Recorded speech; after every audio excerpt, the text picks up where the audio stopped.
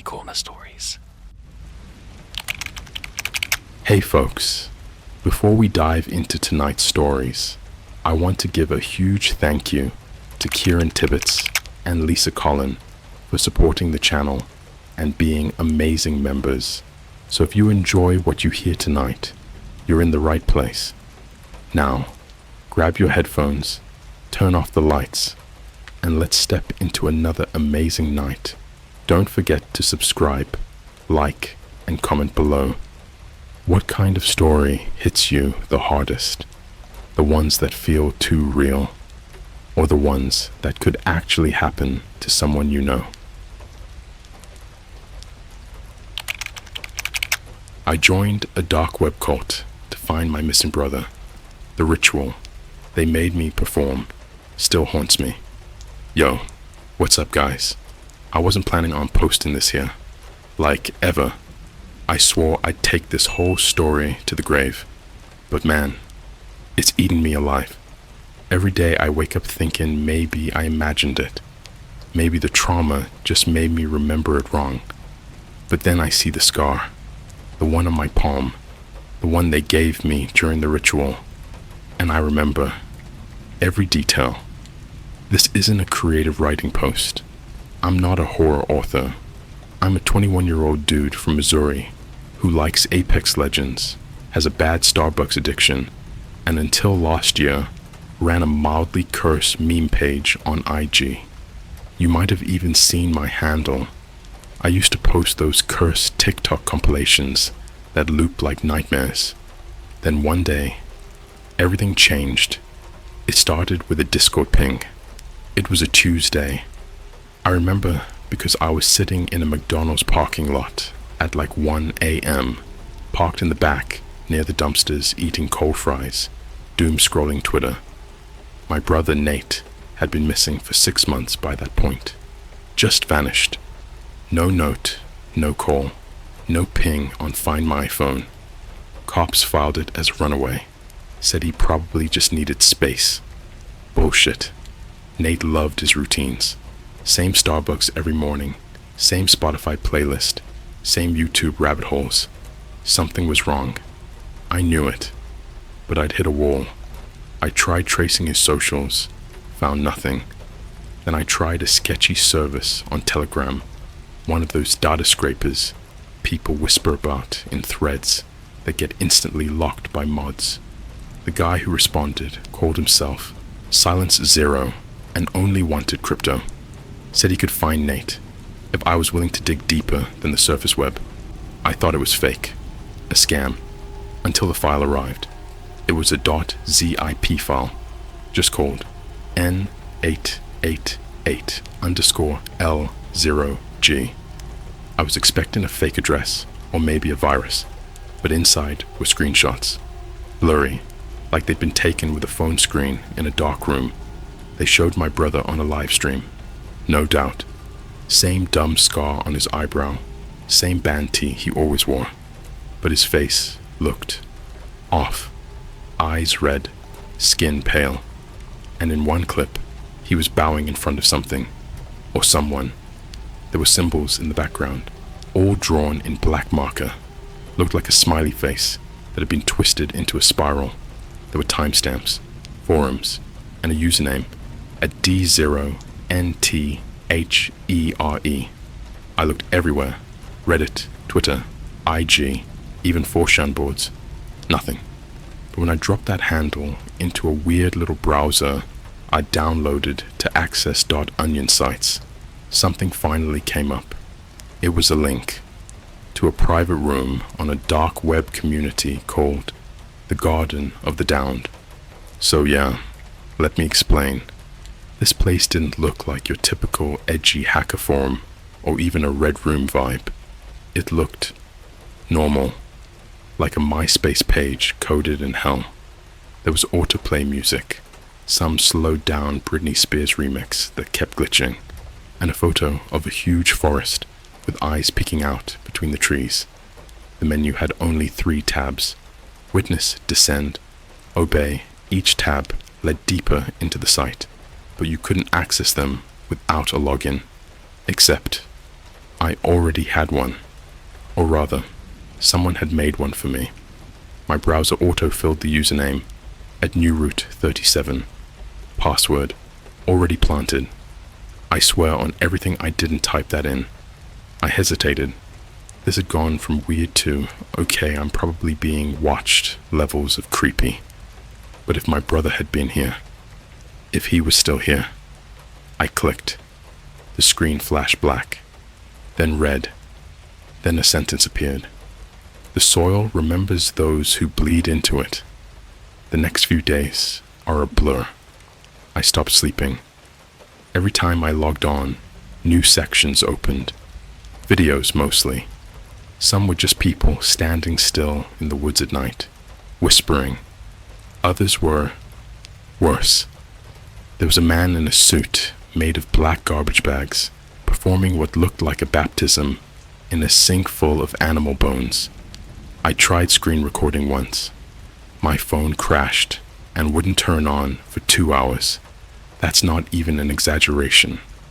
Eventually, I got a message. It just said, "You are ready to descend." And then a live feed started. Just like that. No option to close. I don't even know if it was pre-recorded. It looked like a Ring camera.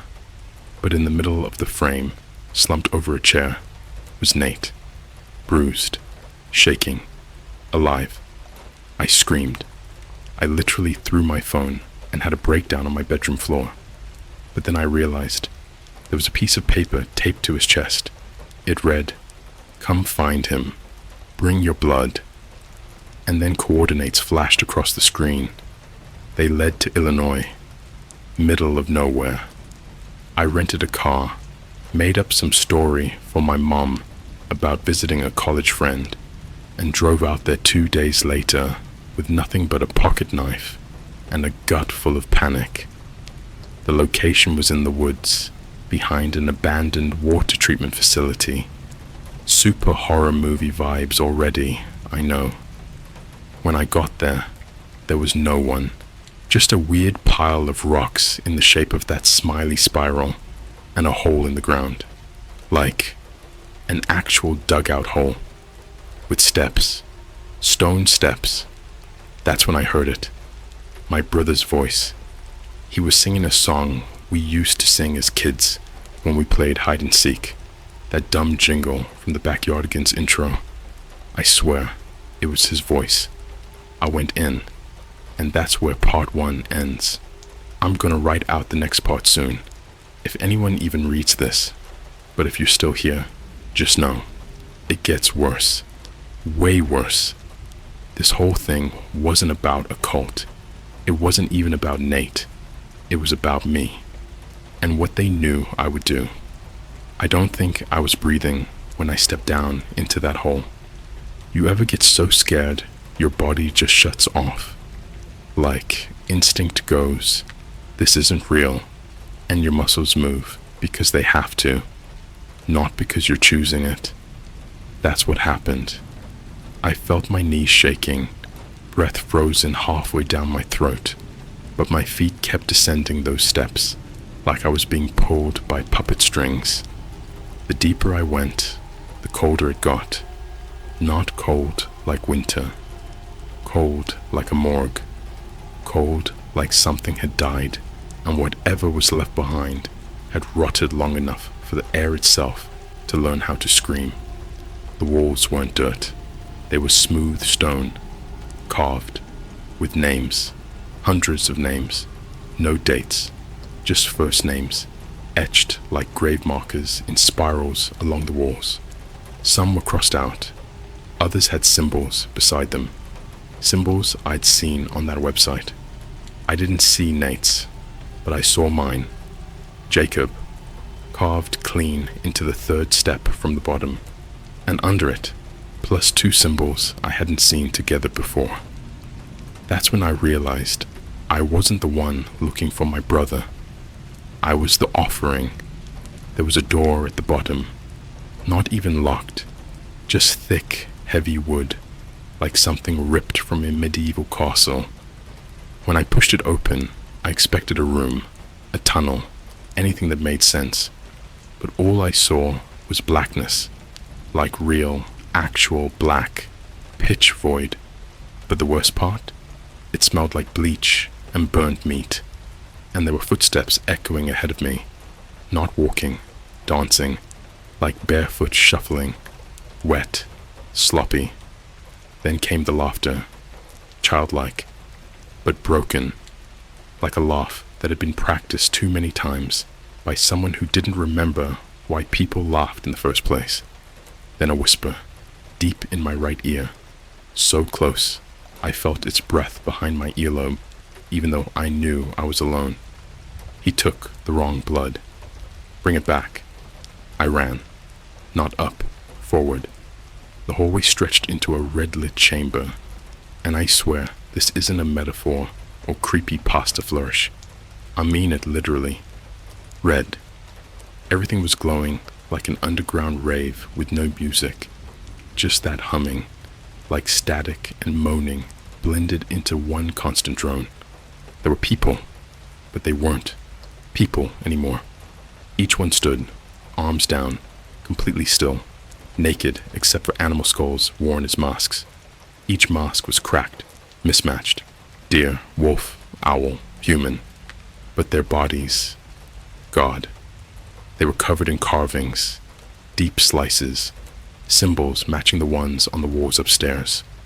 And the worst part, the slices were fresh, like they'd just been made. Blood was dripping onto the stone floor, but not a single one of them moved, not even a blink. In the center was a chair, and in that chair, my brother, but not the Nate I remembered. His eyes were sewn shut, black thread, crude, torn flesh puffed around the seams, like he'd scratched at them for days before giving up. His lips were cracked and caked in blood. Both hands were zip-tied behind the chair, and his head slumped like it weighed more than his neck could carry. He looked like he'd been starved for weeks. His shirt was the same, but it was soaked, sticky and reeking, like he'd been puking blood. But then he spoke, without opening his mouth. "You're late, Jacob." I fell, just dropped to my knees. My brain short-circuited. How do you respond when someone who shouldn't even be alive anymore speaks into your mind like they're narrating a memory? I crawled toward him. I don't even remember doing it. I only know because my jeans were ripped and bloodied at the knees when I finally escaped. I whispered his name. His mouth twitched, and then the others moved. All at once, the cultists, or whatever they were, snapped to attention like puppets on a synced command. Their heads jerked to face me. Bone masks grinning like death itself had a sense of humor. Their arms raised. They didn't walk. They floated, literally hovered toward me, skin dragging against stone like wet paper dolls. Their arms extended, palms out. Blood was pouring from their open hands. I backed into Nate's chair, grabbing his shoulder. His skin felt like wet cloth. He jerked away from me and started to laugh. Not his voice, though. It was mine, coming out of his mouth. Over and over, mocking, screaming, until the echoes became layered. 10, 20, 50 versions of my voice bouncing off the chamber walls, laughing, then crying, then begging. I passed out. I woke up outside. No shoes, no phone. My fingers were stained with something brown.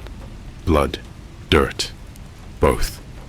There was a note pinned to my chest, burnt at the edges, written in the same handwriting as the message I'd seen on the live stream. The roots have taken him. Now it's your turn to bloom. Under it was a finger, not mine. I didn't go to the cops. What would I say? Hey, my brother got eaten by a floating cult in an underground nightmare beneath a water treatment plant. Oh, and here's a finger. No.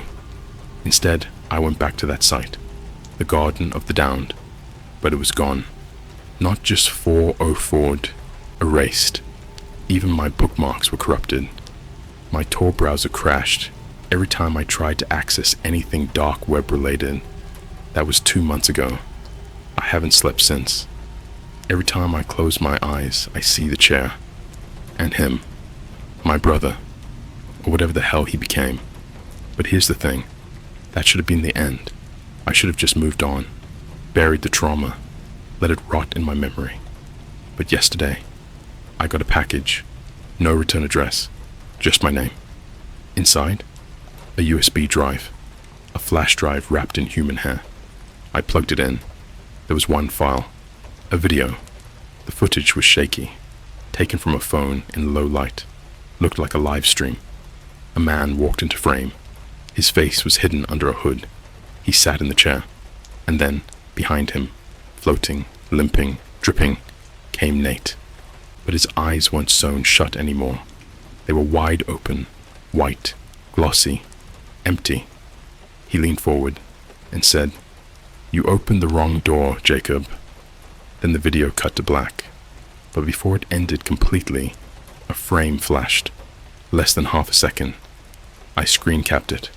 It was a mirror selfie of me, sleeping, taken from inside my room. I live alone, and I haven't opened my blinds since, because every night at 2:37 a.m. I hear scratching on the glass, and last night someone laughed in my voice from inside the closet. I didn't scream when I heard the laugh coming from the closet. I froze, like the air turned into wet cement around my lungs, and every breath I tried to take just filled me with dirt. It didn't sound like a person hiding, waiting to jump out. It sounded like someone already inside my skin, like a recording of my vocal cords looping on a broken speaker, a slow copy of me. I didn't open the closet door. I did what every terrified animal does when the predator is inches away. I pretended I didn't hear it. I climbed into bed. I held the blanket to my chin. I stared at the ceiling until my eyes dried out. And then the scratching started. Not at the window. Not at the door. Inside the walls. Like fingernails sliding through insulation and wooden beams, tracing my name one letter at a time. Dragging bone across hollow spaces that shouldn't be able to hold anything alive. At some point, I passed out, if that's what you want to call it. I woke up in sunlight, but I wasn't in my bed. I was sitting on the floor of my living room, my back against the couch, nails embedded in my palms so deep I'd bled through my own fists. There was no scratching, no laughing, no voice. The house stood there, like nothing had ever happened. Clean, quiet, almost eager. My phone buzzed on the coffee table. Unknown number, video file, no message, no warning. Just the icon blinking at me, like an eye. I opened it. It was security footage. The timestamp was from 3:12 a.m. My bedroom, the bed was empty, no blankets, sheets torn and thrown aside. The closet door was wide open, and I walked out of it, not like someone waking up, not stumbling. I moved with this slow, controlled glide, my arms hanging limp at my sides, head tilted, mouth open like I was mid-scream, but the sound hadn't caught up yet. Behind me, the closet door shut by itself. Then I looked directly into the camera, but the eyes weren't mine. They were Nate's, shiny and swollen and glossy white. That was when I realized something sickening. I hadn't escaped that underground chamber. I'd never left it at all. I was bringing it home with me, carrying it like a parasite carries a plague. My first instinct was to run to the bathroom mirror, because of course, I needed confirmation. Some desperate part of me hoped the video was edited, glitched, maybe even part of a sick prank. But when I turned on the bathroom light, I didn't see what I expected. I didn't see me. I didn't see Nate. I didn't see the stitched eyes or the cracked lips or the carved markings. I saw a room that shouldn't exist, like someone had replaced my reflection with a portal into another place entirely. The tiles were wet and covered in footprints, not boot prints, bare feet, mud caked into every toe. There was water dripping in slow, heavy strings from a faucet that wasn't there, and I heard chanting, soft, breathless, hundreds of voices speaking one phrase in unison. Downward roots, upward rot. I stepped closer because I couldn't help it. Every instinct screamed no, but some animal part of my brain needed to know. There was movement in the reflection. A shape stood behind me, tall, hunched, twitching like it couldn't figure out how to stand in a human body. It rested a hand on my shoulder. I didn't feel anything, but the flesh sunk where it touched me, like something heavy was pushing from the other side of the mirror, and then its jaw unhinged, not wide, not like a snake. No, its jaw cracked open in jagged, uneven angles, like someone had broken every bone in its face with a hammer and just left it hanging. It spoke in a voice that was every voice I'd ever heard in my life. My mother, my teachers, strangers on the street, the Starbucks barista, and buried underneath all of it, Nate. You were planted before you were born. I punched the mirror. I don't even remember deciding to do it.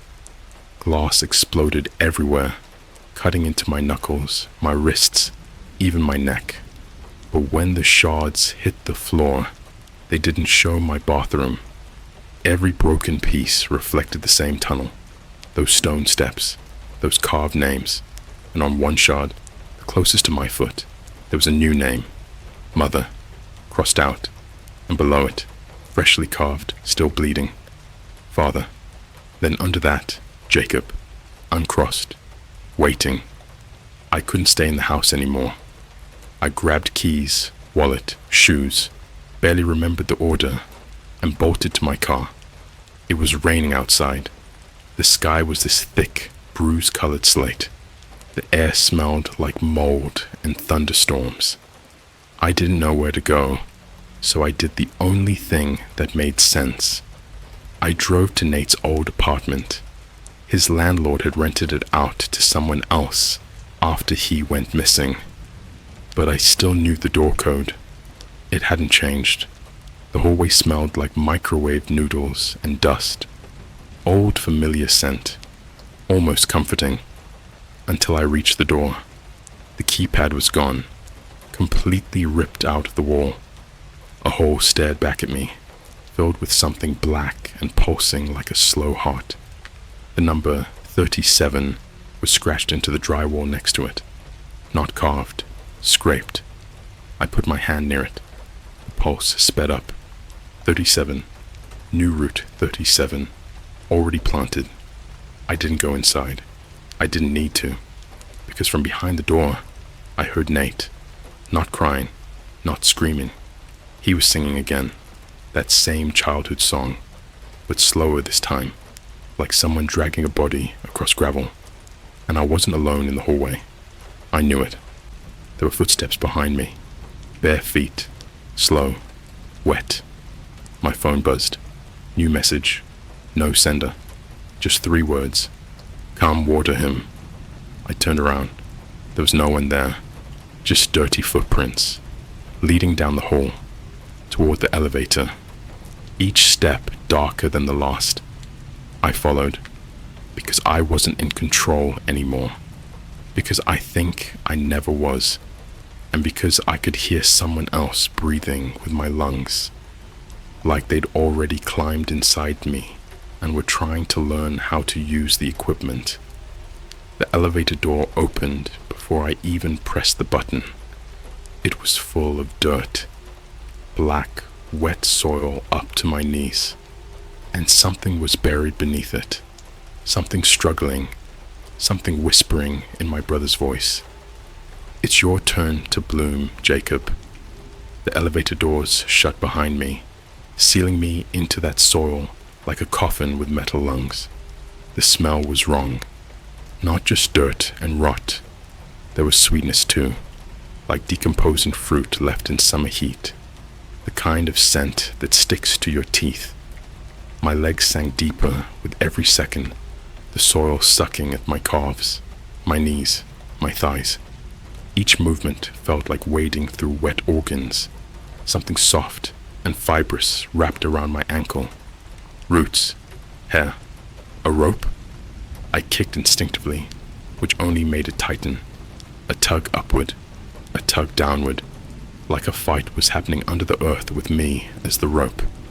Then came the breathing, not mine. Something beneath the soil inhaled, long and rattling, like a lung made of paper bags filling with air. The soil shifted.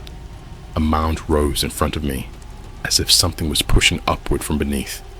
Two pale hands broke through the surface, trembling, skin paper thin, streaked with dirt, long nails yellow and black from soil. Another hand, another, all clawing upward around me. I didn't scream. I gagged, because the air was hot, humid, like someone was breathing through the dirt straight into my mouth. A head broke through. Not Nate's, not mine.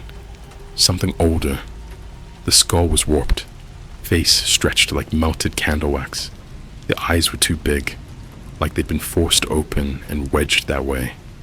No pupils, only milky white marbled with red veins that pulsed slowly like heartbeats. The mouth split sideways, not opening down, out.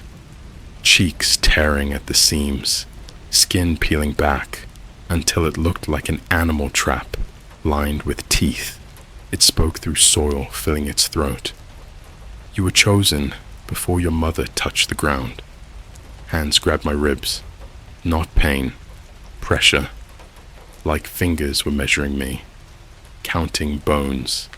The grip moved higher, groping up along my spine, squeezing my jaw like someone checking the ripeness of fruit. And more bodies pulled themselves out of the earth. They were children at first glance. Small, slight, hair matted to pale skulls. But their limbs were wrong. Too long. Too many joints bending the wrong way, cracking like knuckles popping underwater. One climbed up the elevator wall, digging its toes into the metal like claws. It turned its head slowly, 180 degrees without blinking, then fell face first into the dirt again with a wet slap. The mound in front of me kept rising, chest, shoulders, neck, all emerging like a corpse being lifted by invisible strings. The mouth kept moving. Roots know blood. Roots know waking. Roots know you. Something brushed my ear from behind. A tongue, warm and human soft. A voice whispered, "You shouldn't have come back." I spun around, fast, desperate, but the darkness swallowed my movement, and the soil splashed around me like wet cement. A face was inches from mine. Nate. But not the version in the chair. Not the one sewn shut. This one stared with pupils blown wide, like he'd just seen God die in front of him. His hair was tangled and streaked with mud, and the entire right side of his face was scraped raw, exposing pink meat beneath. His teeth had been filed, points, each one stained brown.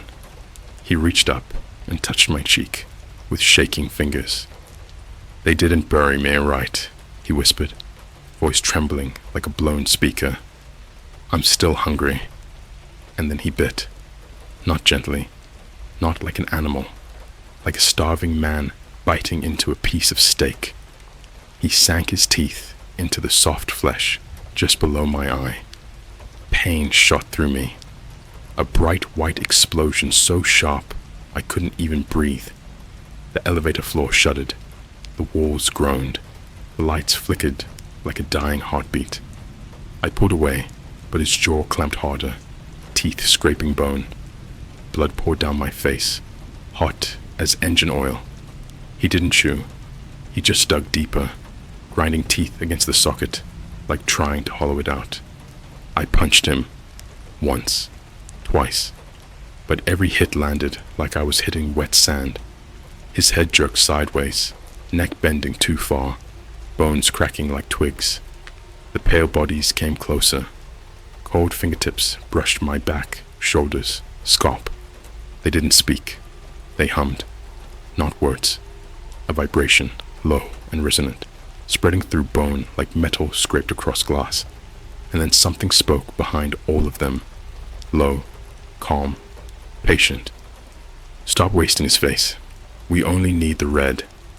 Hand seized Nate's jaw and snapped it open, ripping the skin and tendons like tearing apart fabric. His head went limp, swinging by strands of muscle. Blood spilled across the soil. The pale bodies leaned down and drank it, mouths opening into holes. No lips, no teeth, just black, swallowing tunnels. That calm voice, again. Bring him down. Roots erupted from the dirt, thick, gnarled, bark splitting like old scars. They wrapped around my ankles, calves, thighs. They pierced skin like needles made of wood, sharp, unnatural. I collapsed backward. The elevator doors opened, but there wasn't a hallway behind them, just depth. Black, wet, endless. The smell hit me first.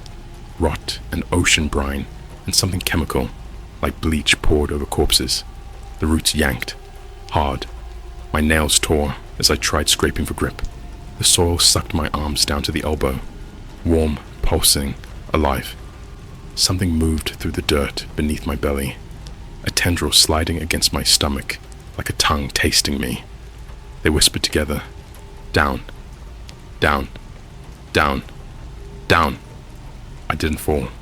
I was pulled, dragged through darkness, past screaming shapes, past shimmering eyes inside the soil, past wooden coffins hung upside down like fruit.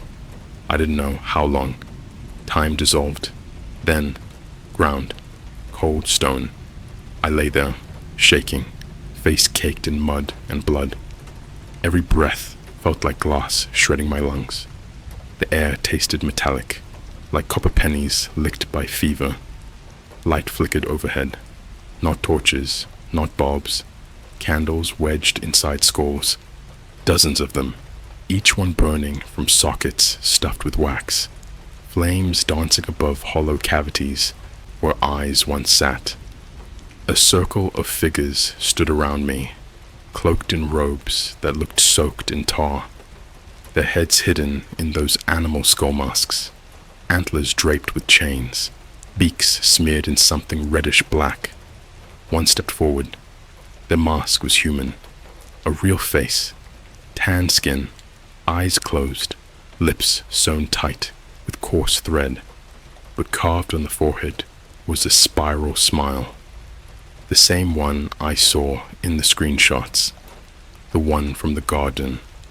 They raised their hands, 10 fingers, each one missing its nails, skin cracked, bleeding.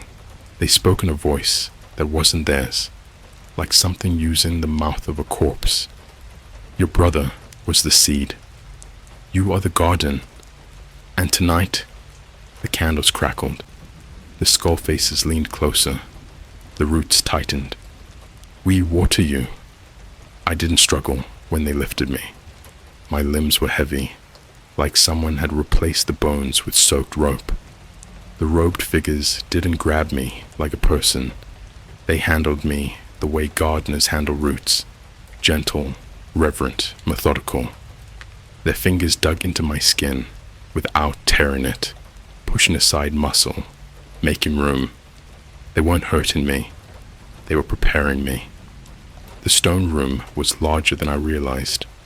What I thought was a wall was actually a pit, like a drained reservoir filled with old wooden beams and rows of cages. Some swung from chains. Some were bolted to the floor. Others were dammed with piles of soil, that pulsed faintly like lungs in slow nightmare breathing. In the cages, people sat upright like mannequins, not screaming, not begging, just staring, eyes wide, pupils pinpricks, lips moving silently as if repeating prayers no one else could hear. Their skin looked wrong, too smooth, as if polished, and their hair hung in long, wet strands like moss from drowned branches. A robed figure approached them, small, slow, childlike. They reached through the bars and pressed a fingertip to a prisoner's forehead. The skin opened like clay, a flower bud of flesh pushed outward. The prisoner gasped once, quietly, no louder than an exhale, and their head bowed forward, strings of viscous crimson dripping down their cheeks. And the childlike figure whispered, "Watered." No one clapped, no cheering, just silence, as if this was routine, as if this was maintenance. My wrists were bound with something cold and fibrous. It didn't feel like rope. It contracted when I breathed, tightened when I thought about escaping, pulsed when I remembered Nate. They dragged me toward a slab, a simple stone platform, carved so smooth it reflected the candlelight. I could see my own shaking silhouette on its surface, warped like water. Above it hung an object I didn't notice before, a bell made of bone, covered in stains the color of rust and wine. The robed leader stood beneath it. I knew his voice before he spoke. It was the same voice that had followed me from the website to the woods, to the elevator, to my home. Calm, polite, patient. "Lie down, Jacob." I didn't obey. My body obeyed. The slab was cold, not temperature. Cold in the way a freezer is cold after you've left something in it too long and it becomes part of the frost. The robed figures formed a circle. They removed their masks. Every face was sewn shut. Lips, eyelids, ears, even nostrils. Each stitch was done in the same pattern, a spiral winding inward. Some threads were clean, some were crusted with blood. Others had begun to tear the skin apart, leaving red furrows. The calm voice continued, "You bleed, so you grow, so you feed, so you join." The bone bell chimed, not with sound, with pressure, a vibration that shot through my bones and made my teeth hum like tuning forks. The room blurred, the cages rattled, the candle skulls bent their flames sideways, as if gravity failed to decide which direction was down. From the opposite side of the chamber, something crawled into view, not walking, not slithering, dragging itself, a mass of limbs and ribs and matted hair, parts of bodies fused together like melted mannequins, dozens of hands reaching in different directions, dozens of mouths whispering the same single word, "Water." The robed figures stepped aside, clearing a path. The thing moved toward me with horrifying grace. One face pushed through the tangle of torsos, human, recognizable. Nate. Not the stitched version, not the milky-eyed version. This one's eyes were gone completely, replaced by black pits that bubbled like tar. His lips were torn away, exposing teeth that had grown too many rows, spiraling inward like the symbol carved on the walls. He didn't speak with a voice. He spoke with all of them. The mouths on that creature, 20, 30, more, opened and closed in unison. "You found me." Something wet slid onto my chest. A vine, thick, living, pale as exposed bone, dripping with sap that smelled like rotten honey. Another vine wrapped around my throat, another around my ribs, another around my legs, curling like veins discovering new territory. The cult didn't chant. They didn't pray. They simply watched, heads tilted as the vines burrowed. The first puncture wasn't pain. It was warmth. like fingers sliding under skin in a hot bath. The second was sharper. The vines pierced muscle, sliding through tissue like sewing needles through old cloth. I could feel them tasting me, probing the space around bone, wrapping around organs like they were measuring the blueprint of my body. When they reached my spine, something changed. It wasn't a puncture, it was pressure. A claw of plant matter pushing into the vertebrae, grinding against nerves until it reached the center of me, somewhere deep, unreachable by hands or scalpels. For a moment, everything went silent. Every figure froze. Every candle stilled. Every cage leaned forward. And then, "Roots have taken you." It wasn't a whisper. It wasn't a shout. It was a statement. I didn't pass out. I didn't scream. My body shook violently, but I felt it from outside myself, like watching a stranger convulse at the bottom of a swimming pool. The vines withdrew from my spine with a slow, wet pop, and that was when I saw it. Growing from my chest, right above my heart, was a stem. Thin at first, straight, dark, pulsing. The calm voice leaned close, and I realized finally why it sounded so familiar. It was my own voice, not echoed, not mimicked, taken. "Your brother was the seed," it said. "You are the bloom." The faces in the cages pressed their foreheads to the bars, eyes unblinking, mouths open in silent worship. The stem split, leaves unfurled, veins branching outward like veins in skin, not plants. They shimmered with a film of red. Each one trembled, inhaling the air. Then the flower opened. It was not a flower. It was a mouth, a small mouth, perfect teeth, a tongue writhing like a newborn animal. And it laughed, not like me, not like Nate, like something that had been waiting for generations, something born hungry, something that didn't need sunlight, something that fed on blood. The calm voice grew louder in my head. "We do not worship gods. We cultivate them." They cut the vines from the slab and lifted me to my feet. I didn't feel the ground. I didn't need legs. The flower mouth on my chest spoke its first word, in a voice like a child learning to talk. "Water." The robed figures knelt, all of them, and Nate, what was left of him, leaned in close enough for me to smell the rot inside his lungs. "Welcome," he said. Then he smiled. "We've been waiting to plant you everywhere." And in the flickering light of candle skulls, I finally understood. The Garden of the Downed wasn't a website. It wasn't a cult. It was a spread, a contagion, a harvest. And I was no longer searching for my missing brother. I was becoming the thing that would take yours.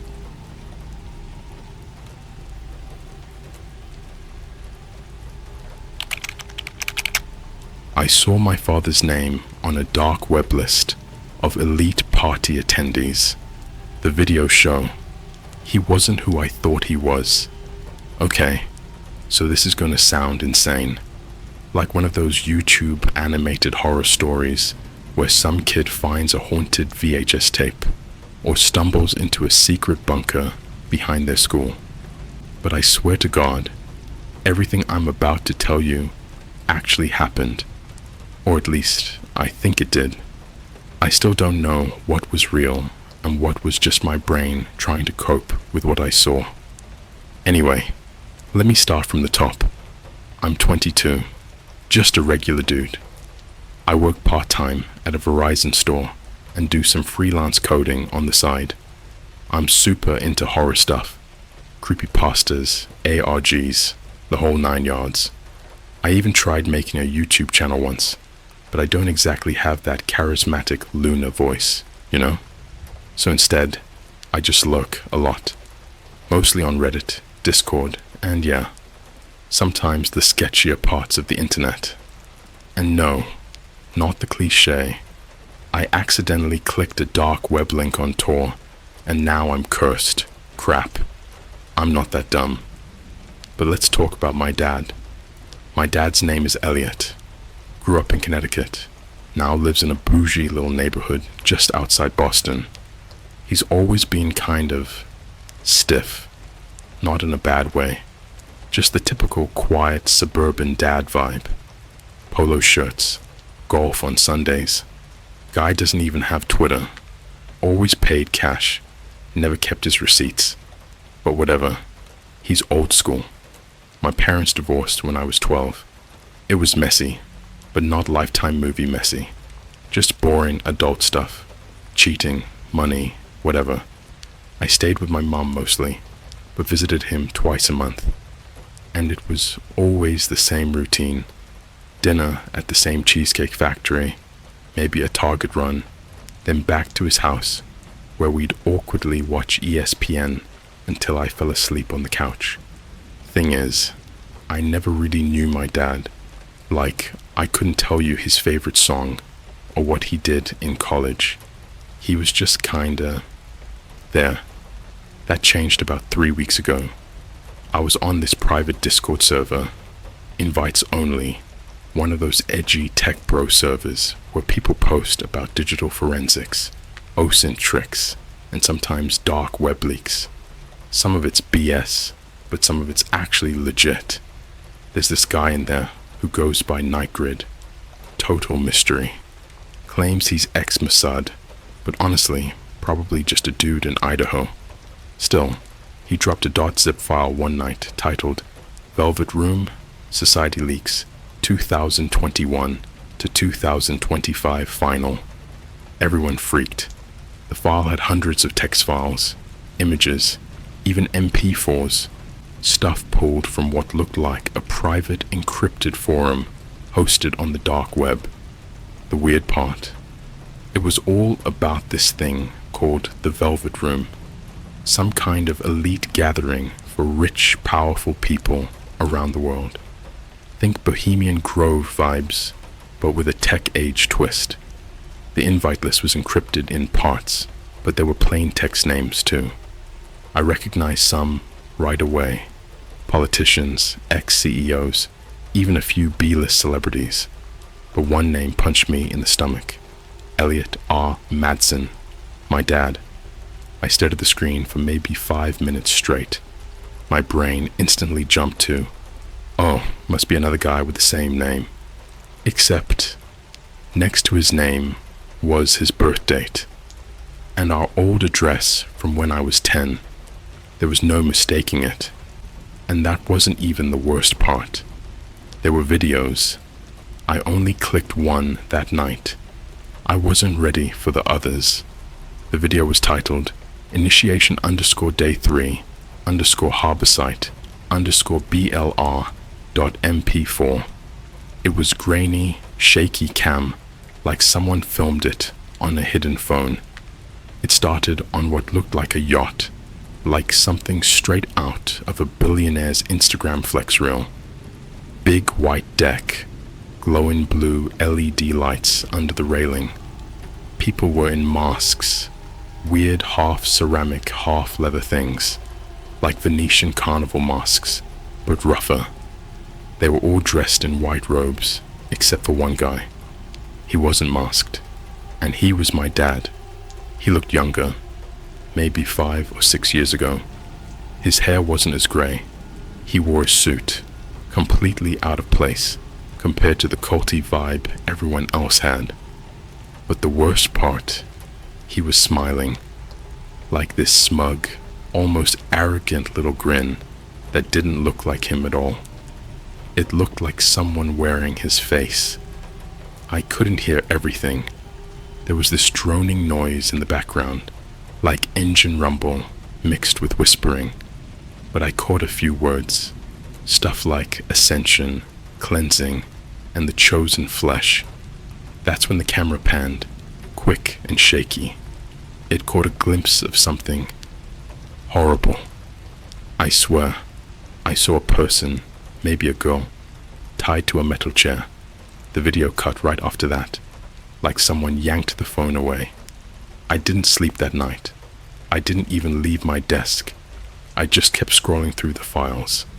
Most of the names meant nothing to me, but the more I looked, the more I started seeing dates, locations, McDonald's in Berlin, Starbucks in Dubai, airports, hotel room numbers.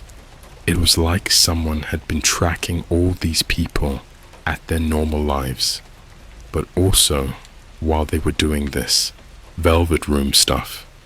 I didn't tell anyone, not even my roommate. And yeah, I know what you're thinking. Why didn't you go to the police? Yeah, okay.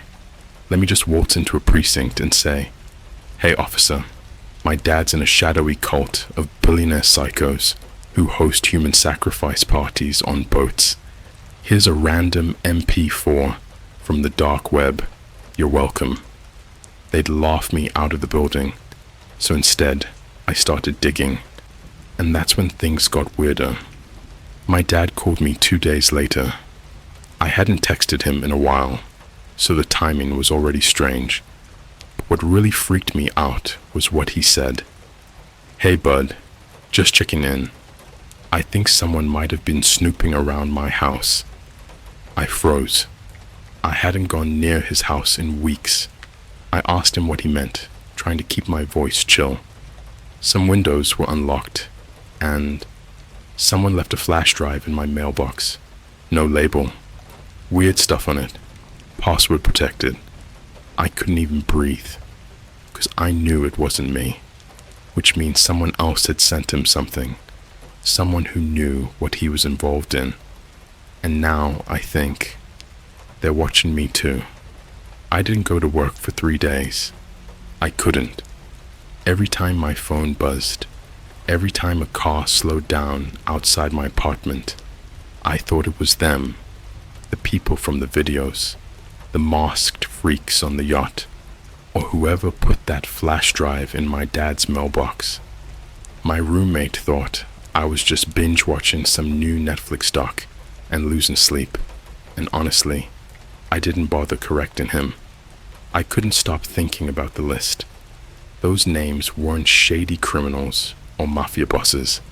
They were CEOs of gaming companies, retired NBA players, influencers, owners of hospital networks, a former mayor of Chicago, people who post Instagram reels of their dogs and donate to children's hospitals, people who get elected to city council because they love the community, people who eat McNuggets with their kids at McDonald's and complain about traffic like the rest of us. And apparently, my dad was one of them. I didn't message him back, but he texted again. "Let's grab dinner soon. I have something important I want to tell you." I stared at the message for 20 minutes, trying to decode every word like there was a threat inside it. Something important. Not "I miss you." Not "How are you?" Just something important. Like a business meeting. Like I wasn't his son. Just a bullet point on his calendar. That same night, I logged back into the Discord server. Nightgrid, the guy who dropped the files, was gone. And I don't mean logged off. I mean his username didn't exist anymore. His messages were wiped, like a mod pressed a nuclear delete.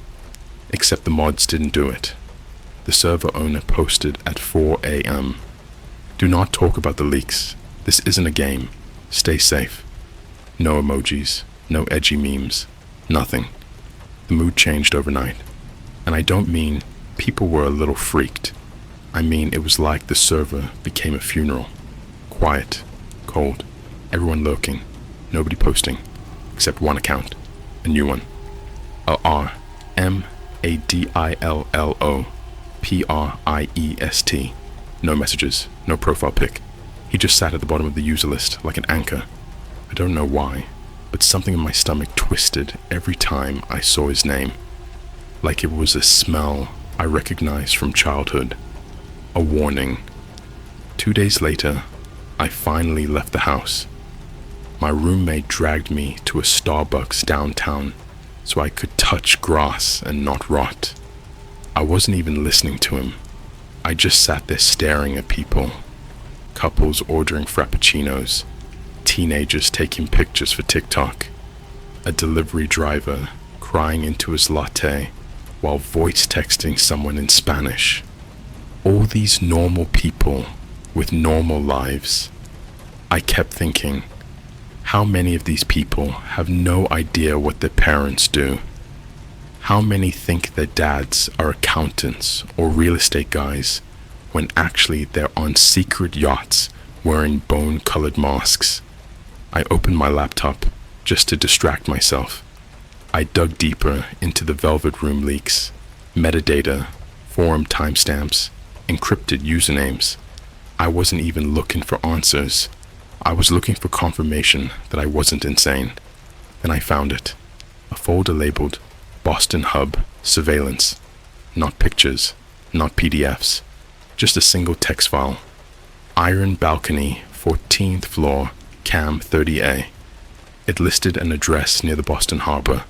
High-end apartments overlooking the water. The rent there is more per month than I make in half a year. I felt a cold sweat crawl down my back as I kept reading. The last line. Elliot confirmed. No punctuation. Just that. I didn't click anything else. My heart was pounding so loud I thought people could hear it. And then someone sat down in the chair across from me. Not my roommate. Not a stranger. My dad. He wasn't supposed to be anywhere near downtown. He lives 30 minutes away. And he didn't text. He didn't call. He just walked into a Starbucks on a random Tuesday morning and sat down. He looked normal. Jeans, windbreaker, hair combed the same way he always does. But his eyes looked different. Not angry or emotional. Just hyper alert. Like he was scanning every reflective surface in the room. You look tired, he said. My mouth was dry. I couldn't talk. I need you to listen carefully, he continued, lowering his voice. You should stop whatever you're doing on that Discord server. You don't know the people involved. I finally managed to breathe. Is this about the list? He didn't react. Not a flinch. Not even a blink. He just said, don't dig into things you're not prepared to understand. He sounded like a doctor telling a patient they don't need to see the needle going in. Calm, gentle, like a parent comforting a toddler. That's when I noticed something, barely sticking out from the base of his neck, behind the ear. A scar, thin and pale, shaped like a hook. Not fresh, but recent enough that the hair hadn't fully grown back over it. What happened to your neck? I asked. He touched it casually. Oh, I slipped shaving. He never shaved behind his ear. He uses electric razors. I bought him one last Christmas, and then he said something I still hear at night, every time I try to sleep. You don't want to end up like your mother. My blood went cold. Because my mom, she didn't die in some tragic accident. She didn't overdose or get murdered or disappear. She simply changed. She started acting paranoid, whispering on the phone at night, taking random trips, checking the windows every hour. And one day, she was just gone. She left a single voicemail. Don't trust anything that calls itself family. Police said she ran off. Stress from the divorce. They put out a missing person bulletin and forgot about it. But my dad, he never talked about her, never blamed her, just acted like the topic didn't exist. Until now. My hand shook so hard I couldn't close the laptop. He reached across the table and gently pushed it shut. Not rough, not angry, like he was tucking in a child. I know you're curious, he said. I know you think you're sharp, but you're walking towards something you won't walk back from. He stood up, left his untouched coffee on the table, and as he walked away, I noticed something else, something that made my lungs seize. Every person in line at Starbucks, a couple of them shifted their eyes toward him, not impulsively, not curious, more like acknowledgement, like soldiers recognizing a rank, like they didn't just know him, they were with him. He walked out the door, and they kept ordering their drinks. The world went back to normal, but I couldn't. I opened my laptop again, not even thinking, and there was a new message on Discord from ARMADILLO_PRIEST. Just 5 words. You've already been invited. I didn't respond. I couldn't, because inside my jacket pocket, somehow, without me noticing, a thick, ivory-colored card had been slipped between my phone and wallet. No text, no handwriting, just a symbol pressed into the paper. A mask, half leather, half ceramic, split down the middle, the same one from the yacht, and underneath it, in tiny embossed letters, Velvet Room, Ascension Candidate. I didn't sleep for a full 48 hours after I found that embossed card in my pocket. I sat in my bedroom with all the lights on, laptop open, Discord muted, phone face down. I kept thinking about the Starbucks, the way people looked at my dad, how none of them seemed surprised he was there. There was familiarity in their eyes, the same way people look at a cop in uniform or a priest in a cassock. Respect mixed with fear. I kept replaying his words over and over. You don't want to end up like your mother. It was a threat, but not quite. It was a warning, but not fully. Like he was describing a disease, a contagion. I tried to call my mom's side of the family. Her sister, my cousin. No one picked up. Straight to voicemail. When I finally got my cousin's Instagram to respond, she just typed, "Don't do this. You're not ready." Nothing else. She didn't block me, didn't unfriend me, just left the messages on read like someone staring at a coffin. That night, I did something stupid. I went to the address from the file, the one labeled Iron Balcony _14th floor _cam-30A. It was a glass and steel apartment tower on the waterfront. Everything about it screamed luxury. Residents wore Patagonia vests and Lululemon leggings, and the lobby smelled like lavender and new leather. There was an indoor fountain, the kind you'd see in a corporate headquarters, quietly bubbling into polished marble. I didn't know what I expected. Velvet curtains, guards, robed lunatics. But it was just clean. Too clean. Like someone erased every sign of human life. I gave the front desk a fake name. The woman didn't ask for ID. She just looked at me once and buzzed me in. No hesitation. It was the way a cashier presses a button for a regular customer without asking their order. The elevator moved silently, so smooth it felt like gravity had been turned off. The digital display glowed red as the numbers climbed. 7, 10, 14. The door slid open with a whisper. The hallway was empty. The walls were white, not like paint, more like hospital enamel. The lights hummed softly overhead, flickering every few seconds in a slow, rhythmic pattern. Not random, engineered. The floor was padded, almost like noise-dampening carpet you see in professional recording studios. I stood in front of 1403. The peephole was wide, black, too large. Not a human peephole, an industrial camera lens. I knocked once. The door unlocked without anyone touching it. Inside was nothing. No furniture, no decor. Just a wide, bare room with a giant glass wall overlooking the harbor. The entire space, was bathed in blue light reflecting off the water. Boston looked like a miniature city below, headlights drifting across the highway like insects. There was a table, only one object on it, a phone. Not a smartphone, not a burner. A luxury model I'd only seen in tech articles. European, matte black titanium, no branding. It lit up the second I stepped toward it.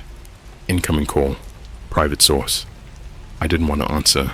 I wanted to run, but my body wasn't listening. I brought the phone to my ear. A voice spoke. Not my dad, not someone young. Older, educated, calm. You're punctual. Good. We value punctuality. I didn't respond. You've been very curious. Curiosity is natural. Some inherit it. That last line hit me. Some inherit it. Like genetics, like something passed down without permission. You want to understand your father. That's human. But you're missing the context. These things began long before you were born. The room felt colder. I glanced around, half expecting someone to step out from behind a wall or drop from the ceiling. But I was alone. Just me and the glass, and the city below. The voice continued. What your father does, what we do, is not violence. Violence is crude, wasteful. We are preservation. We take what society discards, the forgotten, the defective, the lost, and we elevate them. My heart hammered. I pictured the girl in the chair from the yacht video. I forced myself to speak. What happened to my mother? The silence that followed was worse than the answer. It stretched on, humid and suffocating, like something was crawling through the phone wires, searching. Finally, she was weak. She said no. Some people say no. I grabbed the nearest wall to steady myself. Do not make her mistake. The call ended. The phone screen turned dark. I stared at my reflection in the glass wall, blue and ghost-like. I didn't recognize the face looking back. The eyes were too wide, lips trembling, like I'd aged 10 years in 5 minutes. I left the apartment without thinking. I don't remember using the elevator, crossing the lobby, stepping onto the street.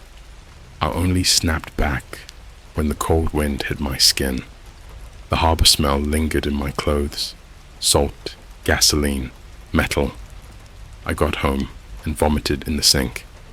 My roommate knocked on the bathroom door, asking if I was hungover. I told him I had food poisoning. He laughed and said, "Told you Uber Eats sushi is a scam." He didn't notice the card I still held. He didn't see the way my hand shook. He didn't see the symbol imprinted on the paper like a scar. 3 days passed. Silence. The Discord server was dormant, except for the occasional mod bot clearing old messages. Every time I opened it, I felt like I was sneaking into a cemetery, trying not to disturb the ground. Then, late one night, a private message. The sender's name was Zero Night. The avatar was a black circle with no border. They don't invite you to parties, they invite you to decisions. I replied instantly. What do you mean typing dots appeared, then disappeared, then came back? They don't care about pleasure or cult rituals or sacrifices. That's the fantasy. They care about leverage, human leverage. I asked, what happened to my mother? There was a pause so long, I thought the connection dropped. She refused to give something they wanted, so they took everything she cared for. I froze. You. That was the last thing they wrote. I sat in the dark, laptop open, throat dry. Every sound in the apartment felt amplified. The hum of the fridge, the dryer in the hallway, the faint bass of someone's car outside. I was their leverage, not because of anything I'd done, because I existed. And the worst thought, the one that kept me awake until sunrise, maybe my dad never loved me at all. Maybe I was just collateral. I didn't leave my apartment for a week. I locked my bedroom door from the inside and pushed a bookshelf against it. My roommate thought I was losing it. He knocked a few times, slid post-it notes under the crack, offered me Hot Pockets and weed pens like I was just having a breakdown. I didn't answer.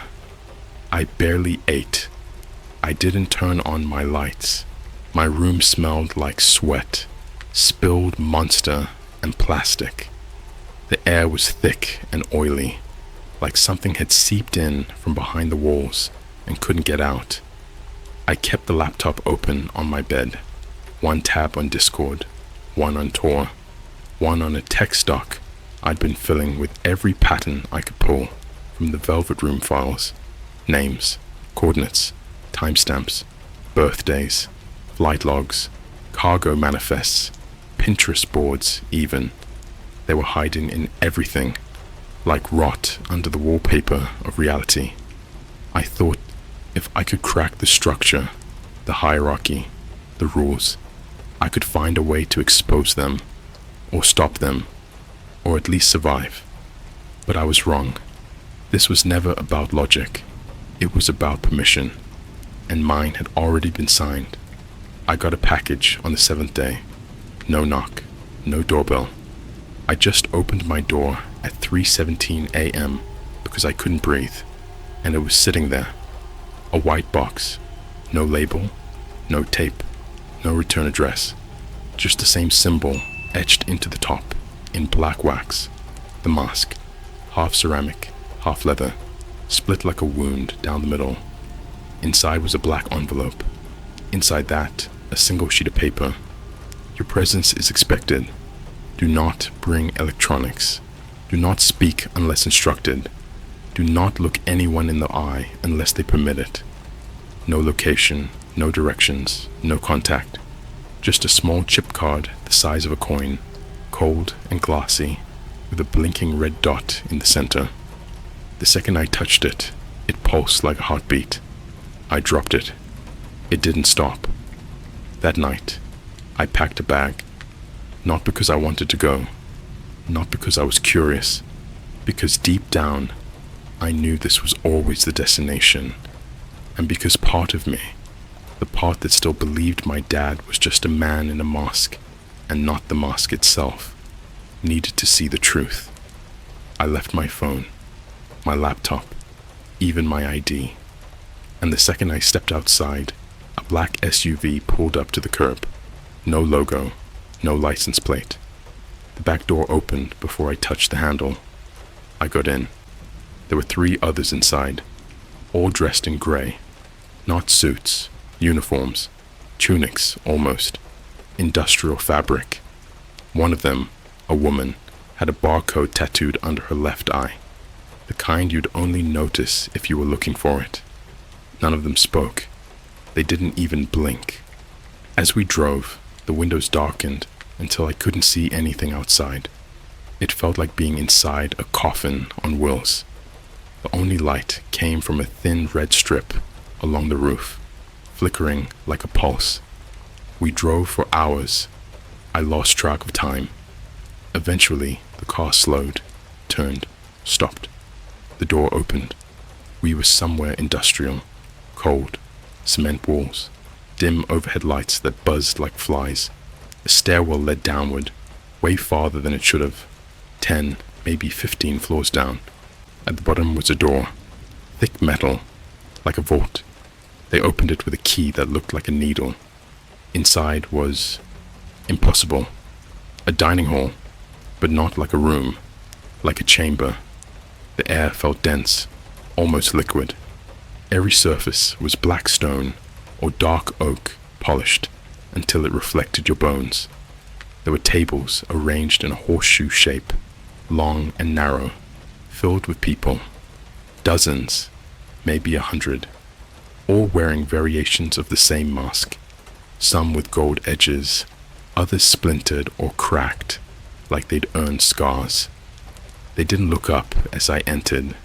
They didn't stop their movements. Some were eating, some were reading, Some were whispering, their voices mixing into a soft static that vibrated in the back of my teeth. At the center of the room was a single empty chair, facing the rest, facing them.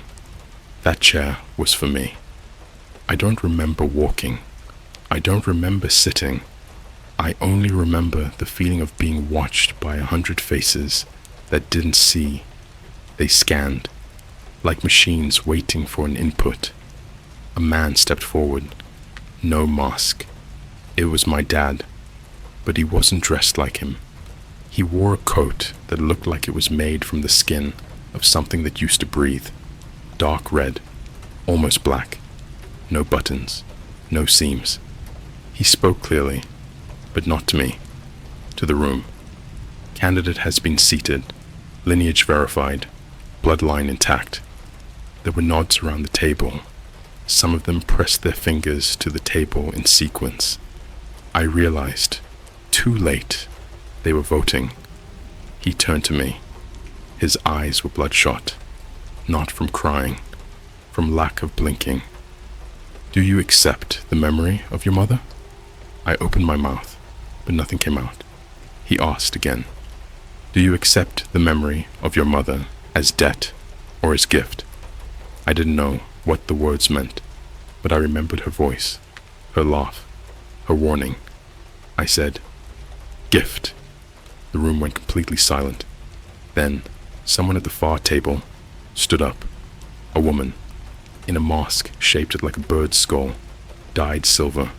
She walked toward me slowly, holding something wrapped in black silk. When she reached me, she knelt, unwrapped the cloth. It was a jar. Inside, suspended in fluid, was an object I didn't recognize at first, until I saw the faded tattoo on the skin, my mother's wrist, still wearing the bracelet I made her in 5th grade. My stomach turned. I felt acid climb my throat. My father's voice behind me. Gifts must be returned. I blacked out. I woke up in a hotel room, high-rise, downtown. No memory of how I got there. The bed was pristine. My clothes were pressed and folded on the chair. My phone was on the nightstand, plugged in, charged, logged into everything. My search history was gone, but one new message blinked on Discord. From ARMADILLOPRIEST. She's at peace. You are in orbit now. I stared at the screen for hours. I didn't cry. I didn't scream. Because the longer I sat there, the more I realized what they meant. Orbit. Not outsider. Not target. Not threat. I was part of it now. And I didn't remember saying yes. I stayed in the hotel for 3 days because I didn't know where else to go. The curtains were automatic. They opened at sunrise without asking me. They closed at sunset, even if I was awake. The shower turned on when I touched the floor. The minibar refilled itself with exact duplicates of whatever I took, down to the placement of the bottles. Every time I moved something, I'd come back 20 minutes later, and it would be exactly where it started.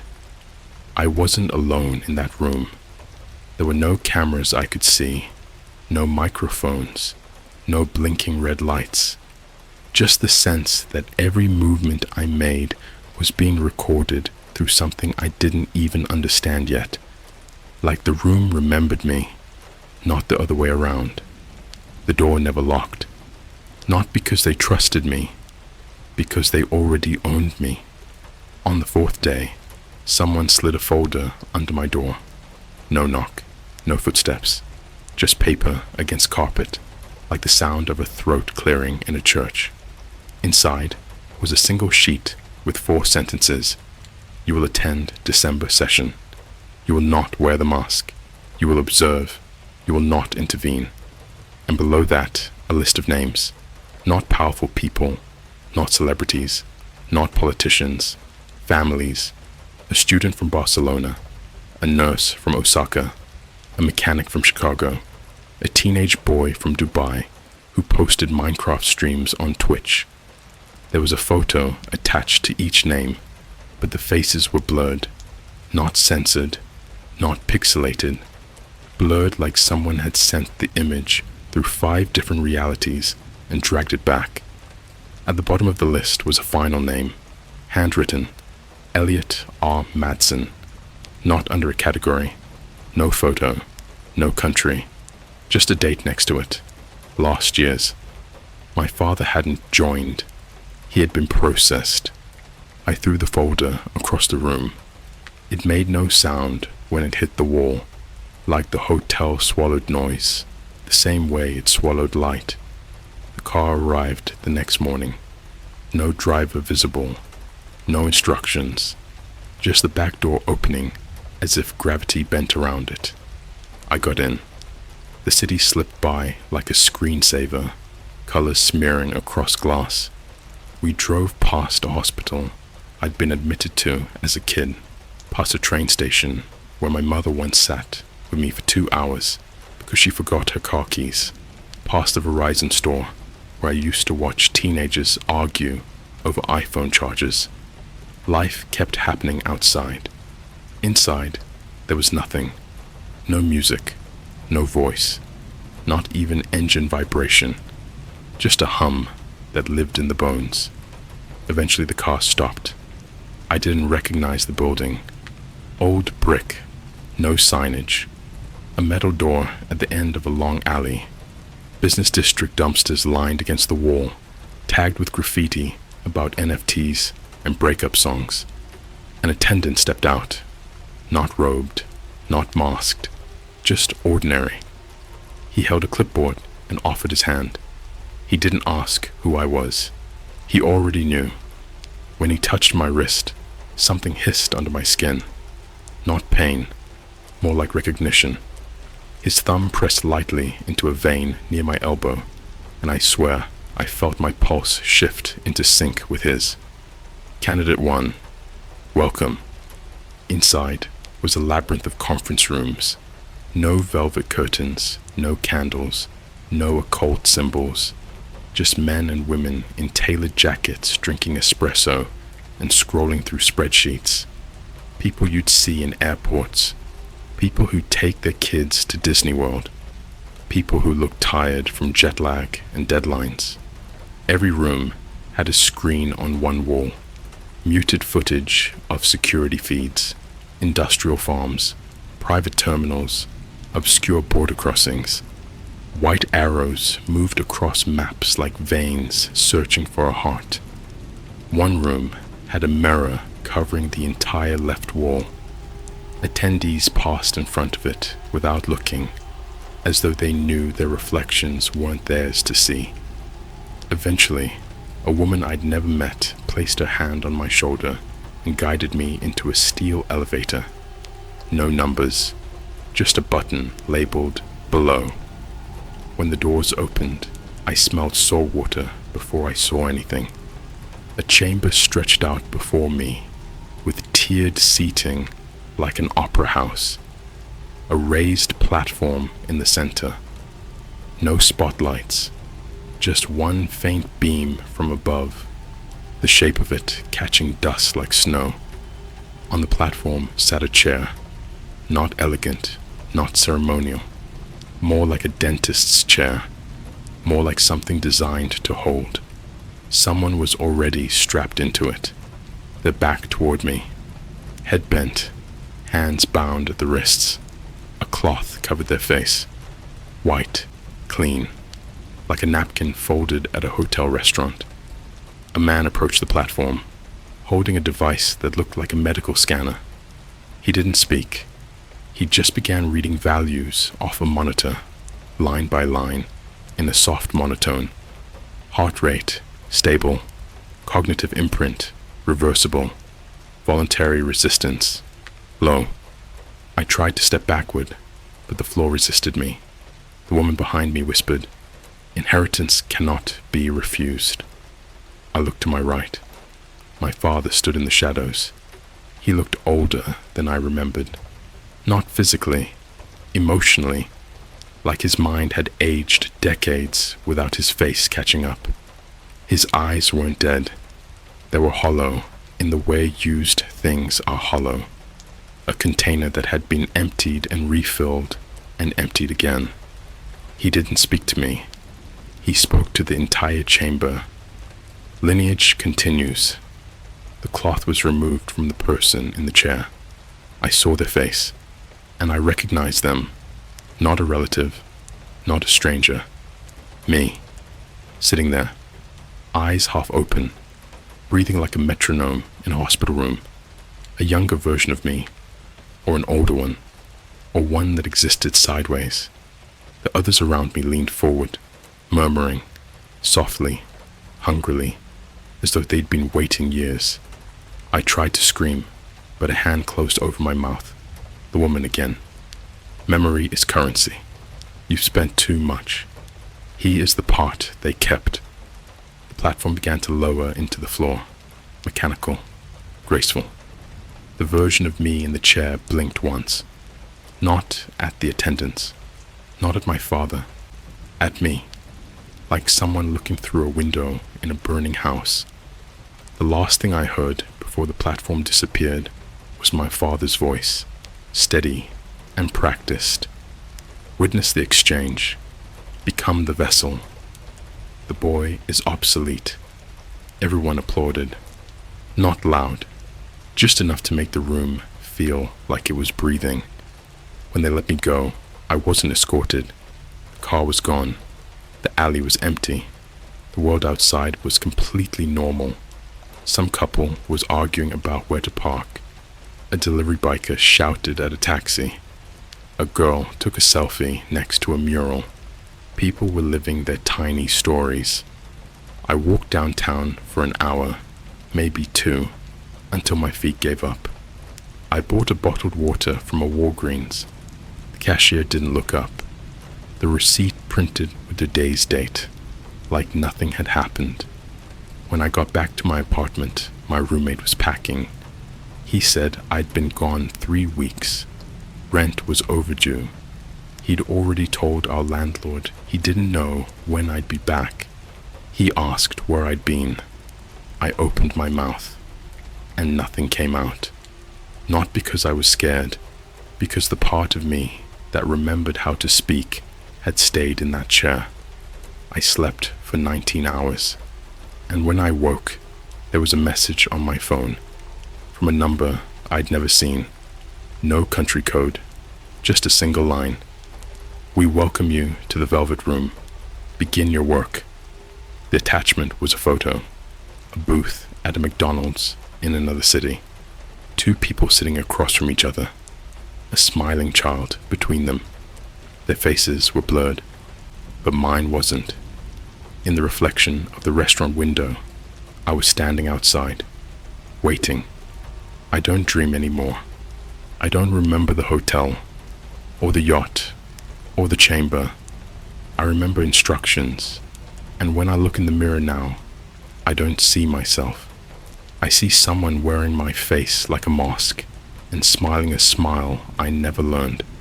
Because the Velvet Room never needed my belief.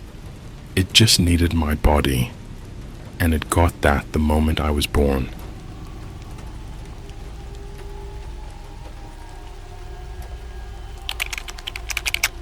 My uncle left me a USB before he died. The dark web files reveal. He was part of a satanic government project. Okay, so I've never posted anything this personal before. I usually just lurk on Reddit, mainly r/nosleep, r/true crime, or like r/conspiracy for those late night rabbit holes.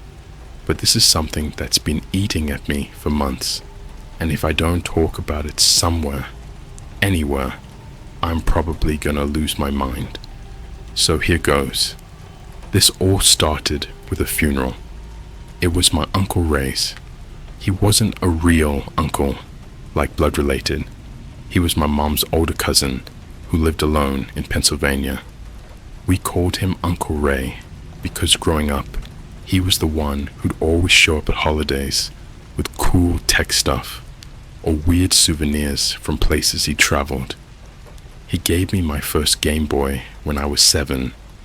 You know the type, Quiet, awkward, but kind of intense, in this way that made people nervous around him. Always wore a black windbreaker, even in summer. He was the weird relative, but never dangerous. Or, that's what I thought. Ray died last December. My mom got a call from some guy claiming to be the executor of his will. Apparently, Ray left me something. Not his house, not his old Jeep or creepy coin collection. Nah, he left me a damn flash drive. A single 128 gigabyte USB drive in a small black envelope. No name, no label. Just a post-it note stuck on the front, written in his scrawly ass Sharpie handwriting. Do not plug in if you don't want to know. At first, I thought it was a joke. Ray always had a weird sense of humor, but something about the funeral gave me chills. It wasn't even the fact that the guy died alone in some off-grid cabin in Scranton. It was the way people looked at me when I said I was his nephew. This one woman, real pale, stringy blonde hair, looked like she lived off energy drinks and cigarettes, pulled me aside in the parking lot after the service. You knew him? She asked, squinting like the sun was burning her skin. Yeah, he was family, I said. She didn't blink, just stared at me like I'd said something wrong. He used to say things, real things, about the dark web, about what's underneath. I was like, huh? But before I could ask anything else, she walked away. No one else at the funeral recognized her. I didn't even catch her name. Flash forward to a few days later. I'm back in my apartment in Chicago, trying to decide if I should plug in the USB or not. Now, look, I'm not dumb. I've heard all the horror stories. Dark web red rooms, cursed files, keyloggers, whatever. I ran virus scans twice. I even called up one of my friends who works in IT to help me open the files in a sandboxed virtual machine. The folder structure on the USB was odd. There were only 3 folders. Open Me First, Project Gateway, Evidence. My hands were sweating when I clicked the first one. Inside, Open Me First, was a single .txt file titled Read This Now.txt. It said, you opened it. That means you want to know. Good. But this doesn't end here. If you're reading this, I'm already dead, probably because of what's on this drive. They're watching, always watching, but the truth has to get out. Project Gateway wasn't just a government experiment. It was a ritual. Everything you think you know about national security, satellites, space tech, it's all camouflage. They've been building a bridge to somewhere else. I swear to God, I thought it was a joke, like some ARG someone was running. But then I opened the Project Gateway folder. Hundreds of files, video logs, PDFs, blurry screenshots, deep web chat logs. It looked like Ray had been documenting something for years, like a digital diary. One folder was labeled Subject Recordings. Inside were dozens of .mp4 files with dates going back to 2012. I watched one. It was grainy, like it was filmed on a flip phone. Ray was in some kind of underground room, lit only by a flickering desk lamp. He looked gaunt. His face was covered in stubble, eyes sunken. Behind him was a whiteboard with red string and printed maps. Typical conspiracy theorist vibes. I've been embedded in the gateway operation for 3 years now, he said, his voice shaking. They don't call it that on paper. On paper, it's a Department of Energy test site. But that's bullshit. It's deeper than that. This is Lovecraft shit. They are feeding something. He points to a drawing taped to the wall. It's a hand-sketched image of a humanoid figure with no face, long limbs, sharp fingers. Underneath, scrawled in all caps, the witness, it remembers. That name keeps showing up. The witness. Over and over again, in chat logs, audio files, even scanned handwritten journals. One of them was titled Malta Starbucks Encounter.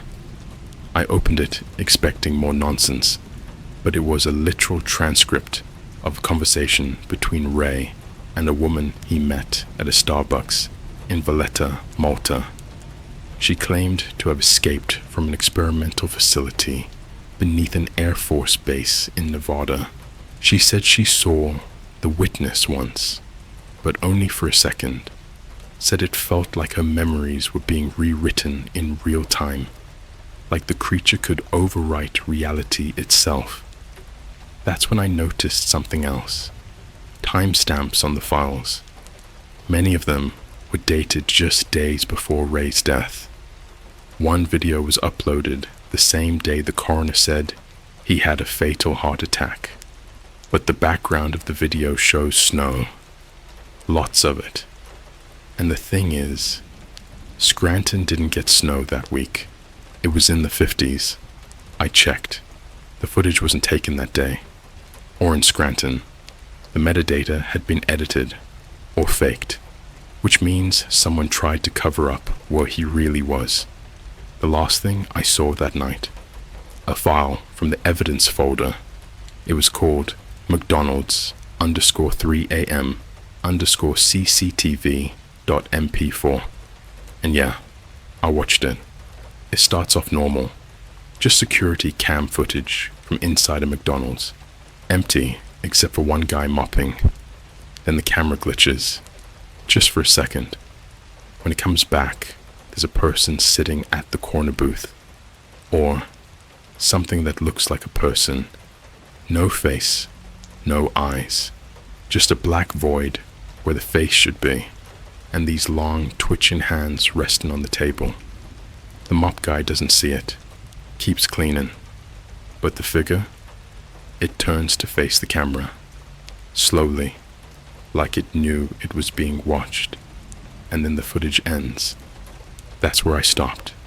I haven't slept right in weeks. I've barely told anyone. I tried emailing the Department of Energy, thinking maybe this was some kind of hoax or leak or something. I got no reply. Then I started getting weird calls, blocked numbers, silence when I answer. I posted about this on a Discord once. My message was deleted in seconds. I think I'm being followed. But if anything happens to me, check the Starbucks in Valletta. Ask for the woman who remembers the witness. I didn't sleep after I posted the first part. I stayed up all night scrolling through the flash drive files and recording everything to a cloud account only I can access. I didn't want to risk losing the USB. The more I opened, the more I realized Uncle Ray wasn't paranoid. He was terrified. There's a difference.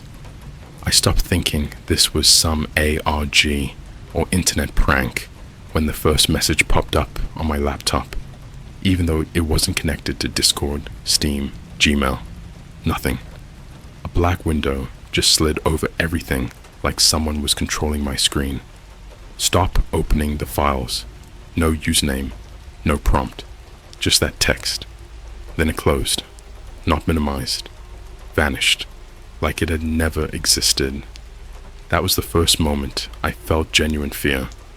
I tried ignoring it, tried to distract myself by scrolling TikTok and watching stupid memes to calm down. I even got McDonald's breakfast because I told myself it was just anxiety. The drive sat on my desk like a dead heart. The note, Ray's warning, stared at me. Do not plug in if you don't want to know. I cracked it anyway. I couldn't resist. Curiosity is how people get killed in horror movies, and I was sprinting toward the murder weapon like an idiot. I opened a folder I hadn't checked before, /RECRUITMENT/ just screenshots at first. Forum threads with usernames like @suffer_the witness, @parallax_redsun, @astralnode7, These weren't Reddit threads. They looked like some modified darknet forum. Think old school PHP boards, but with weird UI glitches and red text like someone spilled blood onto the HTML. The messages weren't casual. They were confessions, not true crime creepypasta level, more like recruitment logs. All these people describing how they served the witness like it was a real thing. They talked about rituals, underground facilities, and a place they called the Gateway Chamber. There were locations listed, coordinates, actual GPS points tied to military installations, abandoned hospitals, and places tourists casually visit every day. A shopping mall in Dubai, a luxury hotel in Singapore, a subway tunnel in New York, a beach cave in Barcelona. They treated the world like it was full of hidden entrances. Ray's posts were there too, years worth of them, all under a handle I now recognized. At North Pylon, his first message from 2013. I saw it through the barrier tonight. The witness stared at me. It was learning. It was copying. The replies weren't LOL or same bro. They were people begging him to stop logging locations, telling him he was risking collapse, warning him to never look directly into its eyes. I clicked a series of dated PDFs labeled Protocol Red Level. At first, the pages were heavily blacked out. You know when government documents censor everything with thick bars? That. But the next page wasn't redacted. It describes something called a sensory inversion trial. Patients put into sensory tanks filled with saline, submerged in pitch black darkness, while a frequency transmitted through the water synchronized neural signals with a non-human vector. The subjects reported identical visions. A figure with no face reaching through the mirror behind my eyes. One subject lost their ability to speak. Another tore out their own fingernails. One drowned themselves before attendants reached them. Their note was included, soaked in bleeding ink into the PDF scan. The only legible sentence: it knows my memories. I couldn't process it. I felt like my spine was slowly freezing. I backed away from my computer like I expected something to crawl out of it. But I kept going. There was a chat log, not text, audio, a timestamp from 3 months before Uncle Ray died. I put on headphones. The file started with him. He sounded exhausted, like he was in an airport at 3 a.m. at the end of the world. Ray, I don't know who to give this to. They watch every movement. They listen in code. But I'm done. I'm out. I'm burying it in blood. A second voice cut in. Female. Calm. Too calm. Unknown. Woman. You don't get out, Ray. The witness already recognized you. You're marked. You don't end this. It ends you. Ray whispered something. So quiet, I had to replay it 11 times. It already followed me to Starbucks. The woman said something I wish I could forget. It doesn't walk. It doesn't travel. It replicates the idea of you, and it arrives. Silence. Then a distortion like metal scraping across tile. I yanked my headphones off, heart hammering. I finally understood why Ray died terrified and alone. He saw something that didn't want to be seen. I slammed the laptop shut and went to the bathroom because I thought I might throw up. I rinsed my face, tried breathing exercises, tried to convince myself it was all an elaborate prank, some LARP that Ray got lost in. But then a notification popped on my phone. Unknown contact added you to a Discord group. The group name was We Remember You. The only message was a single image. It was my apartment building, not a random photo from Google Maps. A live shot at night. You could see my window. The lights were on. Someone typed, "You shouldn't be digging." I left the group. I blocked everyone.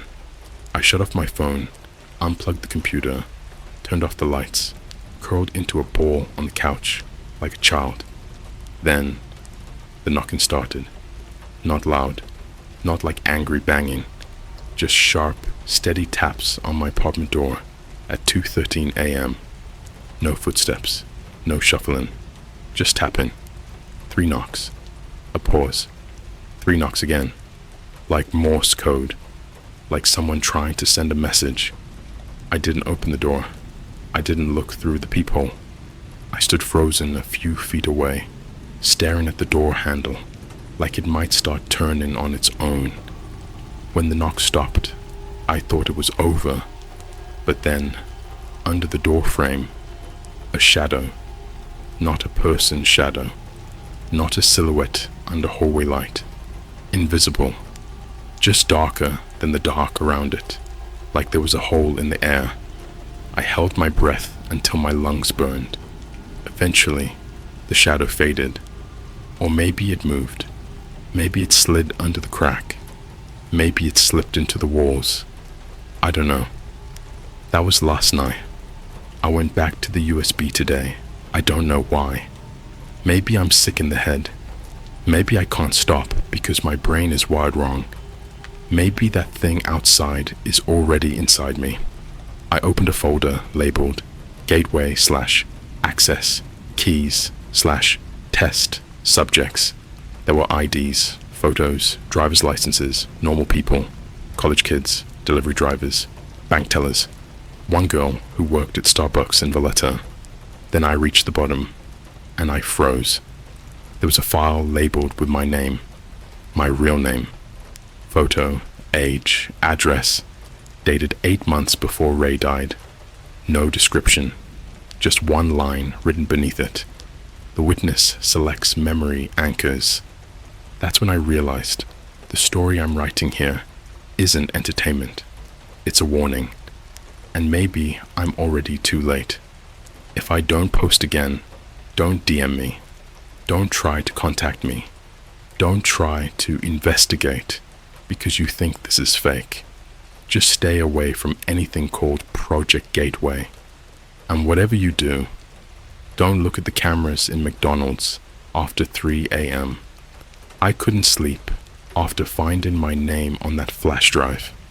I lay in bed staring at the ceiling, replaying every second of the last week. The knocks, the Discord message, the shadow under my apartment door. I tried convincing myself I'd hallucinated half of it. Maybe I was just tired, stressed, spiraling. That fragile rationalization lasted until I saw the email. It was in my inbox at 4:22 a.m. No sender, no subject, just a single attachment. Berlin surveillance, log.mp4. There was no text in the email body, no explanation, just the file. My hand shook so badly, I could barely double-click it. The video opened full screen, no playback controls. It began with a wide angle of the Berlin-Brandenburg airport, arrival hall, late at night, luggage belts idle, a janitor pushing a floor sweeper, distant chatter. The camera glitched once, then twice, and then, without a single frame between, there he was, a tall man in a charcoal gray coat, standing alone in the center of the hall, motionless, no suitcase, no backpack, no phone, just standing. It wasn't his stillness that got me. It was his head, tilted up, as if staring directly at the camera above him. No face, not blurred, not masked, just nothing. A blank void, like someone erased the front half of his skull with a digital scalpel. Every person in the hall kept walking like nothing was wrong. They moved around him, weaving through invisible space like their brains refused to acknowledge he existed. He stood there for exactly 8 minutes and 13 seconds. Then the recording cut out. No fade, just abrupt black. It was 4:30 a.m. I didn't scream. I didn't cry. Instead, I started laughing this hysterical, cracked laugh I didn't even recognize as my own, because the sick truth hit me. I'd seen him before, at a mall in Chicago months ago. I forgot about it because my brain didn't want the memory. I was eating a Starbucks muffin and scrolling through Instagram when I noticed the man at the food court table across from me. He sat perfectly still. Everyone formed a natural circle around him. No one sat near him, even though every other seat was full. I didn't notice his missing face then. I only remembered the feeling, like I was being stared at, but not by eyes, by a hunger. I tore open more of Ray's files. The next folder was labeled simply /WITNESS_LOGS/dozens of video recordings, most under a minute, like someone trying to document sightings before security shut them down. I watched one from 2019 taken in Hong Kong, a mall escalator, people riding up and down, casual, normal. The camera panned right, and there it was, the man again. Same height, same coat, same stance. Except this time, he was facing a glass storefront. His reflection should have shown his back. Instead, the reflection was turned toward the camera. No face, no eyes, just a hollow surface, bending inward like gravity was pulling him inside out. Someone behind the camera gasped. The reflection lifted its hand. Not the physical figure, just the reflection, raising a spindly, joint-torn hand like it was reaching through the glass. The recording cut the moment its fingertips touched the surface. I couldn't breathe. I backed away from the laptop like a frightened animal and knocked over my chair. I started pacing my apartment barefoot, hands shaking, trying to unknot my nerves. That's when the lights began to flicker. First the lamp, then the hallway, then my bedroom. Slow, like a heartbeat. Darkness/light, darkness/light. And each time the room lit back up, I saw movement in the windows, not reflections. Shadows passing behind the curtains. Something tall, something wrong. I unplugged every lamp in the apartment, killing the static flicker. I stood in the middle of the room, clutching my kitchen knife, with zero idea what the hell I thought I could fight. My phone vibrated. I didn't want to look at the screen, but my hand moved on its own. One text, from an unknown number. Stop opening the files, or it will learn you. Not learn about you. Learn you.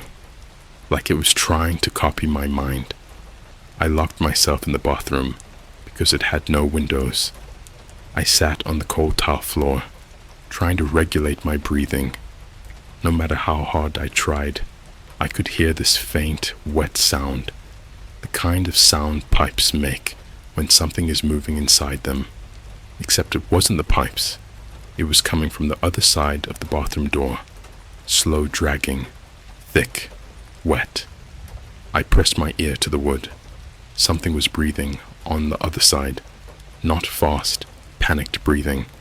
Long, slow inhales, like lungs learning how to use air for the first time. I held the knife tighter, but my fingers slipped from sweat. Then the door handle turned, just halfway, then stopped. Silence. I stayed there for what felt like an hour before I crawled back into the living room and opened the USB again, because at that point, knowing more was the only power I had left. Next folder, project, gateway/internal communications, government emails, not theories, not screenshots, real, legit .eml archives from secure networks, headers from .gov domains, labs, military contractors. Inside were incident reports, facility names I recognized: Groom, Lake, Vandenberg, the underground CERN annex. They never talk about publicly. One report froze my blood. Subject lost all structural self-recognition. During Phase 3, contact, subject identified themselves as, I am you, you are late, you are mine. They weren't studying the entity, they were communicating with it. And then I saw the line that I swear to God made me dry heave. Subject attempted to enter their own skull through the oral cavity. Successful to the wrist. I dropped the laptop. Not because of gore, because of the subtext. They weren't suicidal. They were trying to reach something inside themselves, like the witness had left a door open. The final file in the folder was a voice recording labeled Ray_lost_entry.wave. I hit play. He sounded tired, broken, like a man who'd been chewed on by something ancient. You don't see it with your eyes. You see it with the part of your mind that remembers dreams. They spent billions training soldiers to resist torture, but never once asked, what do you do when the enemy doesn't hurt your body? Just your identity. Then his voice cracked into this hollow whisper. I will never forget. When you stare at it, it doesn't copy your appearance. It copies your memories. That's why the reflections move. They're you, but wrong. They're the version of you with no bones, no mouth, no self. Just hunger, wearing your outline. Something clattered in the recording. Loud, metal on concrete. Footsteps. Then Ray screamed, not like pain, like a human being realizing his soul was being peeled out of him. The recording ended halfway through the scream. Not cut, not corrupted, interrupted. That was 12 hours ago. Every mirror in my apartment is covered in towels now. Every reflective surface flipped towards the wall. But tonight, when I was washing my hands, I forgot one. The microwave door. And I didn't see myself in it. I saw a shape standing behind me. Tall, head tilted, arms too long, no face, and its blank reflection raised a hand, like it wanted to touch my shoulder. If you're still reading these, don't look for symbolism. There's no metaphor here. There's no lesson. Just don't look into anything that shows yourself back. If you ever catch your reflection moving a second slower than you do run, I kept telling myself I'd burn the flash drive.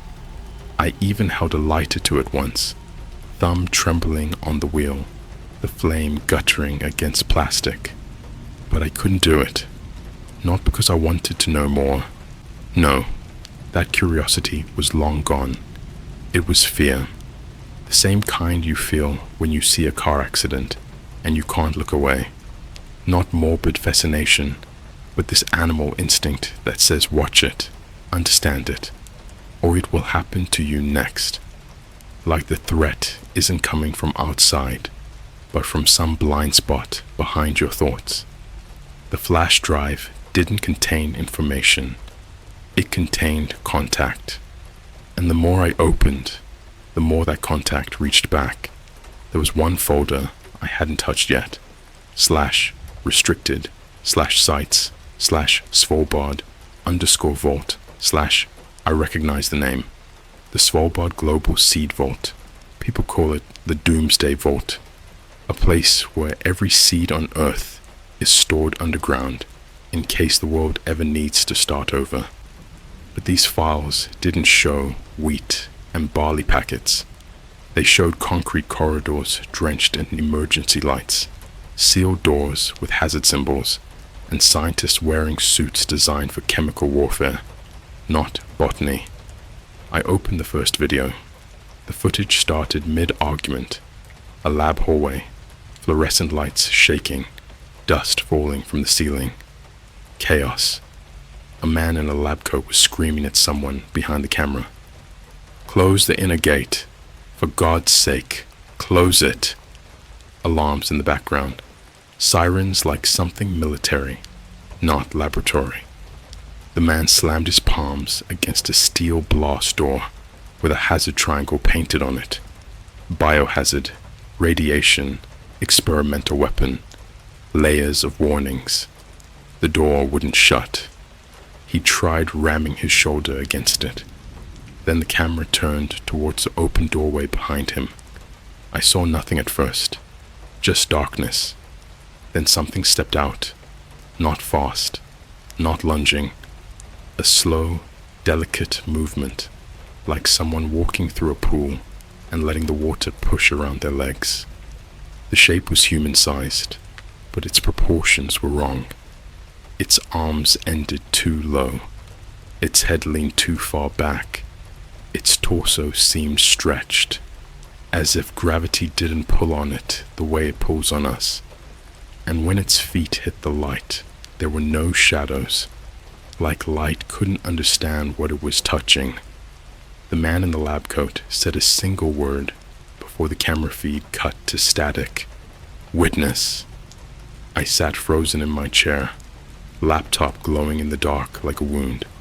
My apartment was silent. No traffic, no neighbor noises, just stillness. That's when I noticed the reflection, not in a mirror, in my laptop screen, behind me. Something tall, something I swear was smiling. I turned around so fast my neck popped. There was nothing there, nothing physical, but the air felt occupied, heavy, like the humidity inside a subway tunnel. My chest hurt with every breath. I shut the laptop.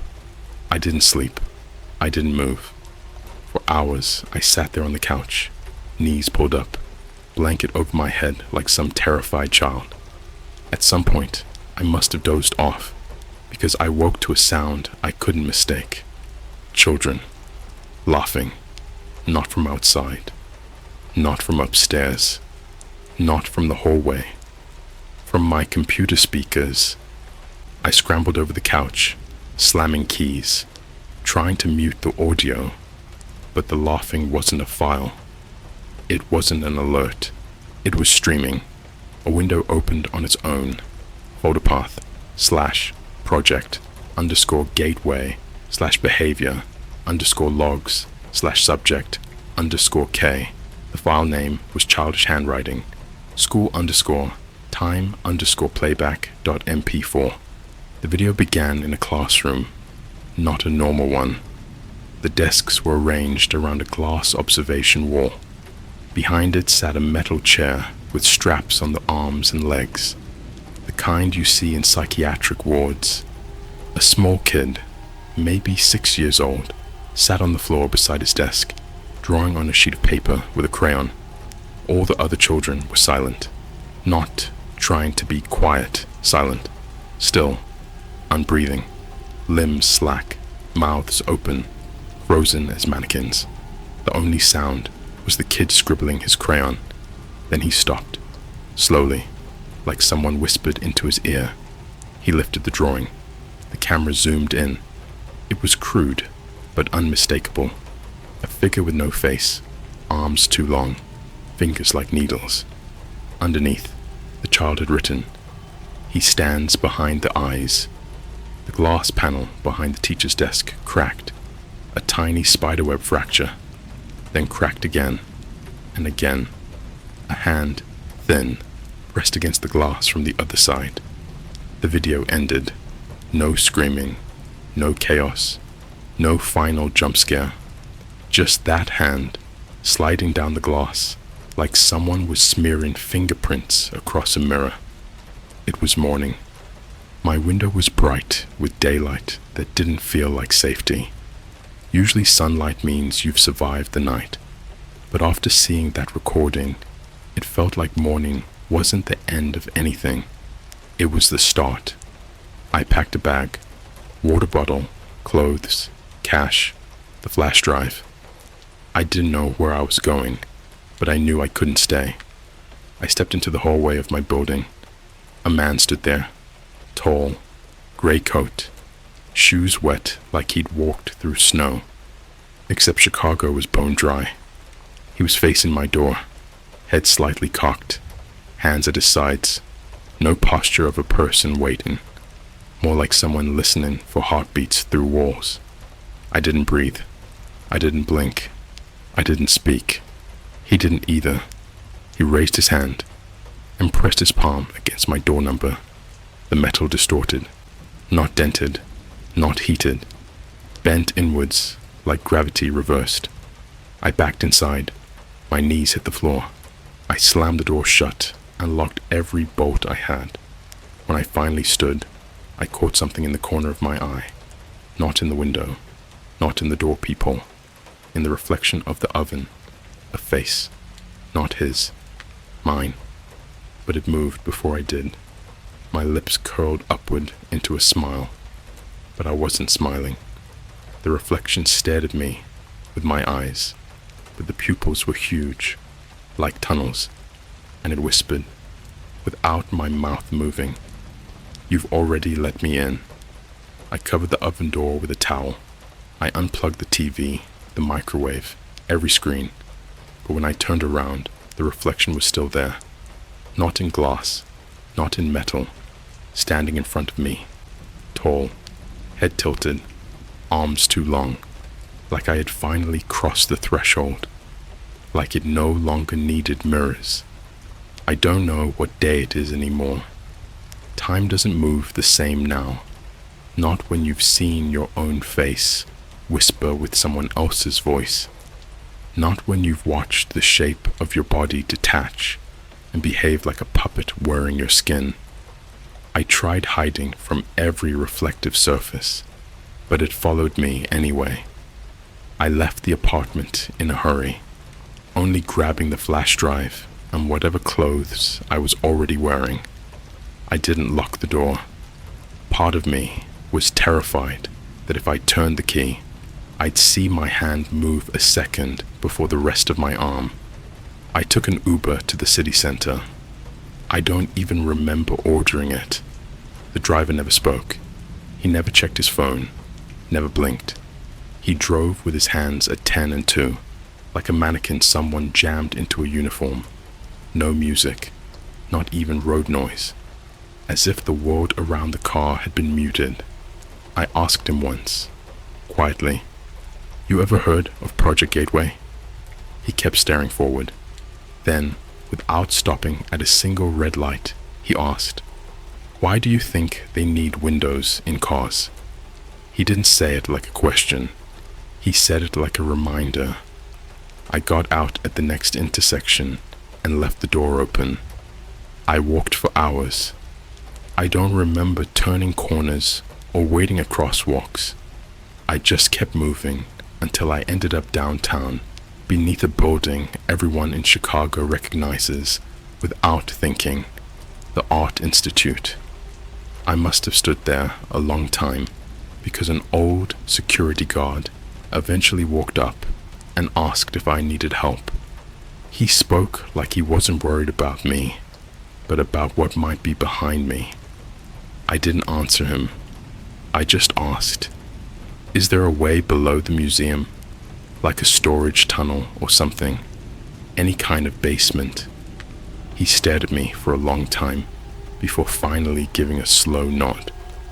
He led me down a service elevator that wasn't on the visitor maps. Old concrete, the kind of place where sound dies before it reaches walls. He used a physical key, not a badge. As the elevator sank, I realized there were more floors beneath us than above. When the doors opened, the air was colder than winter wind. No ventilation, no echo, just absence. He left me there without saying goodbye. This wasn't storage. This was a corridor, not pristine like the Vault videos. This one looked unfinished. Concrete torn by drill bits, paint scraped by nails, handprints across the walls like someone was dragged here. Every few yards, heavy doorways sat flush with the walls. Not prison bars, more like vault closures. Not labeled by number, labeled by function. Sensorial aberration, a level, mnemonic, diastasis, holding reflection breach, sight, untested. One door had scratch marks, etched so deep it looked like someone was trying to claw their way into the room instead of out. At the end of the corridor, a glass observation window. Behind it, just a chair, metal, strapped, facing a mirror, an empty mirror, no camera, no microphone. Just that chair locked in a room with its own reflection. I pressed my forehead to the glass and whispered, "Ray." I don't know why I said it. Maybe I hoped he'd answer. Maybe some part of me thought family meant protection. Instead, the mirror rippled like water struck by a stone. A human shape began crawling into view, not emerging, not appearing, crawling down the inside of the reflection, its limbs bent the wrong way, like someone had reassembled a body without instructions. Its head dragged along the glass, leaving a smear behind like oil. It didn't have a face, not the blank nothing from before. This one had too many mouths, lips layered like petals, teeth nested behind teeth, tongues writhing like eels. It spoke in my uncle's voice, not imitating it, using it.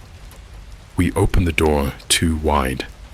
I stumbled back so hard I cracked my elbow against the opposite wall. The mirror thing slithered closer. They weren't trying to see us. Its body pressed against the glass, dozens of mouths gnashing over each other, trying to learn how to form words. They were trying to let something see back. Then a third voice came from behind me. Not human, not digital, just a tone like electricity learning how to scream. "I remember you." I don't recall turning around. One moment I was standing, the next I was on the floor, and something was kneeling beside me. The witness. Not a man in a coat, not a figure in an airport, not a reflection. It was the idea of me given shape. Its limbs were mine, its clothes were mine, its bones were exactly where mine should be. But its face, God, its face was the version of me that existed only in nightmares, skin too smooth, eyes like holes punched in the world, mouth stretched wide as if language were a shape it hadn't learned. It reached out and touched my cheek with my own hand. I couldn't feel its skin. I could only feel my neurons convulsing, not pain, overwriting, the same way corrupted files overwrite healthy ones. Images flashed behind my eyes. A train station in Geneva where people walked past it without blinking. A shopping mall in Seoul where it sat at a food court table and every camera angle skipped a frame around it. A street performer in London whose mask distorted into static every time someone tried to take a picture. A morgue in Nevada where corpses sat up when it entered the room. My uncle sitting at a table, eyes bloodshot, whispering into a camera. "It doesn't want bodies. Bodies rot. It wants recognition." I screamed, not because of pain, because the thing kneeling next to me was smiling using my mouth. The corridor lights flickered. Every bulb pulsed like something was breathing through the wiring. Behind the glass, the many-mouthed reflection began slamming its heads against the mirror, cracking its own teeth. Black spit flew in arcs. Tongues snapped like cords. The witness leaned close. Its lips hovered by my ear. No air, no heat, just the idea of speech. Then it said, "We are always born in pairs." I understood. It wasn't hunting us. It was making us. Every sighting, every encounter, every blurry camera photo. Copies, not of bodies, of identities. Memories first, faces next, actions eventually. Until the original and the reflection become indistinguishable. Until you become its anchor. Until the world forgets which one of you came first. I don't remember escaping. I woke up hours later in an alley 3 blocks north of Millennium Park. My clothes were soaked through with condensation, My phone had 37 missed calls from unknown numbers. My lips were wet, not from saliva, from something darker, bitter, metallic. It tasted like ink. When I turned the camera on to check my face, the screen didn't show me. It showed the witness, smiling. Not because it had taken me, because I finally recognized it. If you've read this far, delete the screenshots. Wipe your browser history. Forget my uncle's name. Forget mine. Because the moment you remember, you become a doorway. And once the witness has your memory, your body is just decoration. There is no ending, only reflection.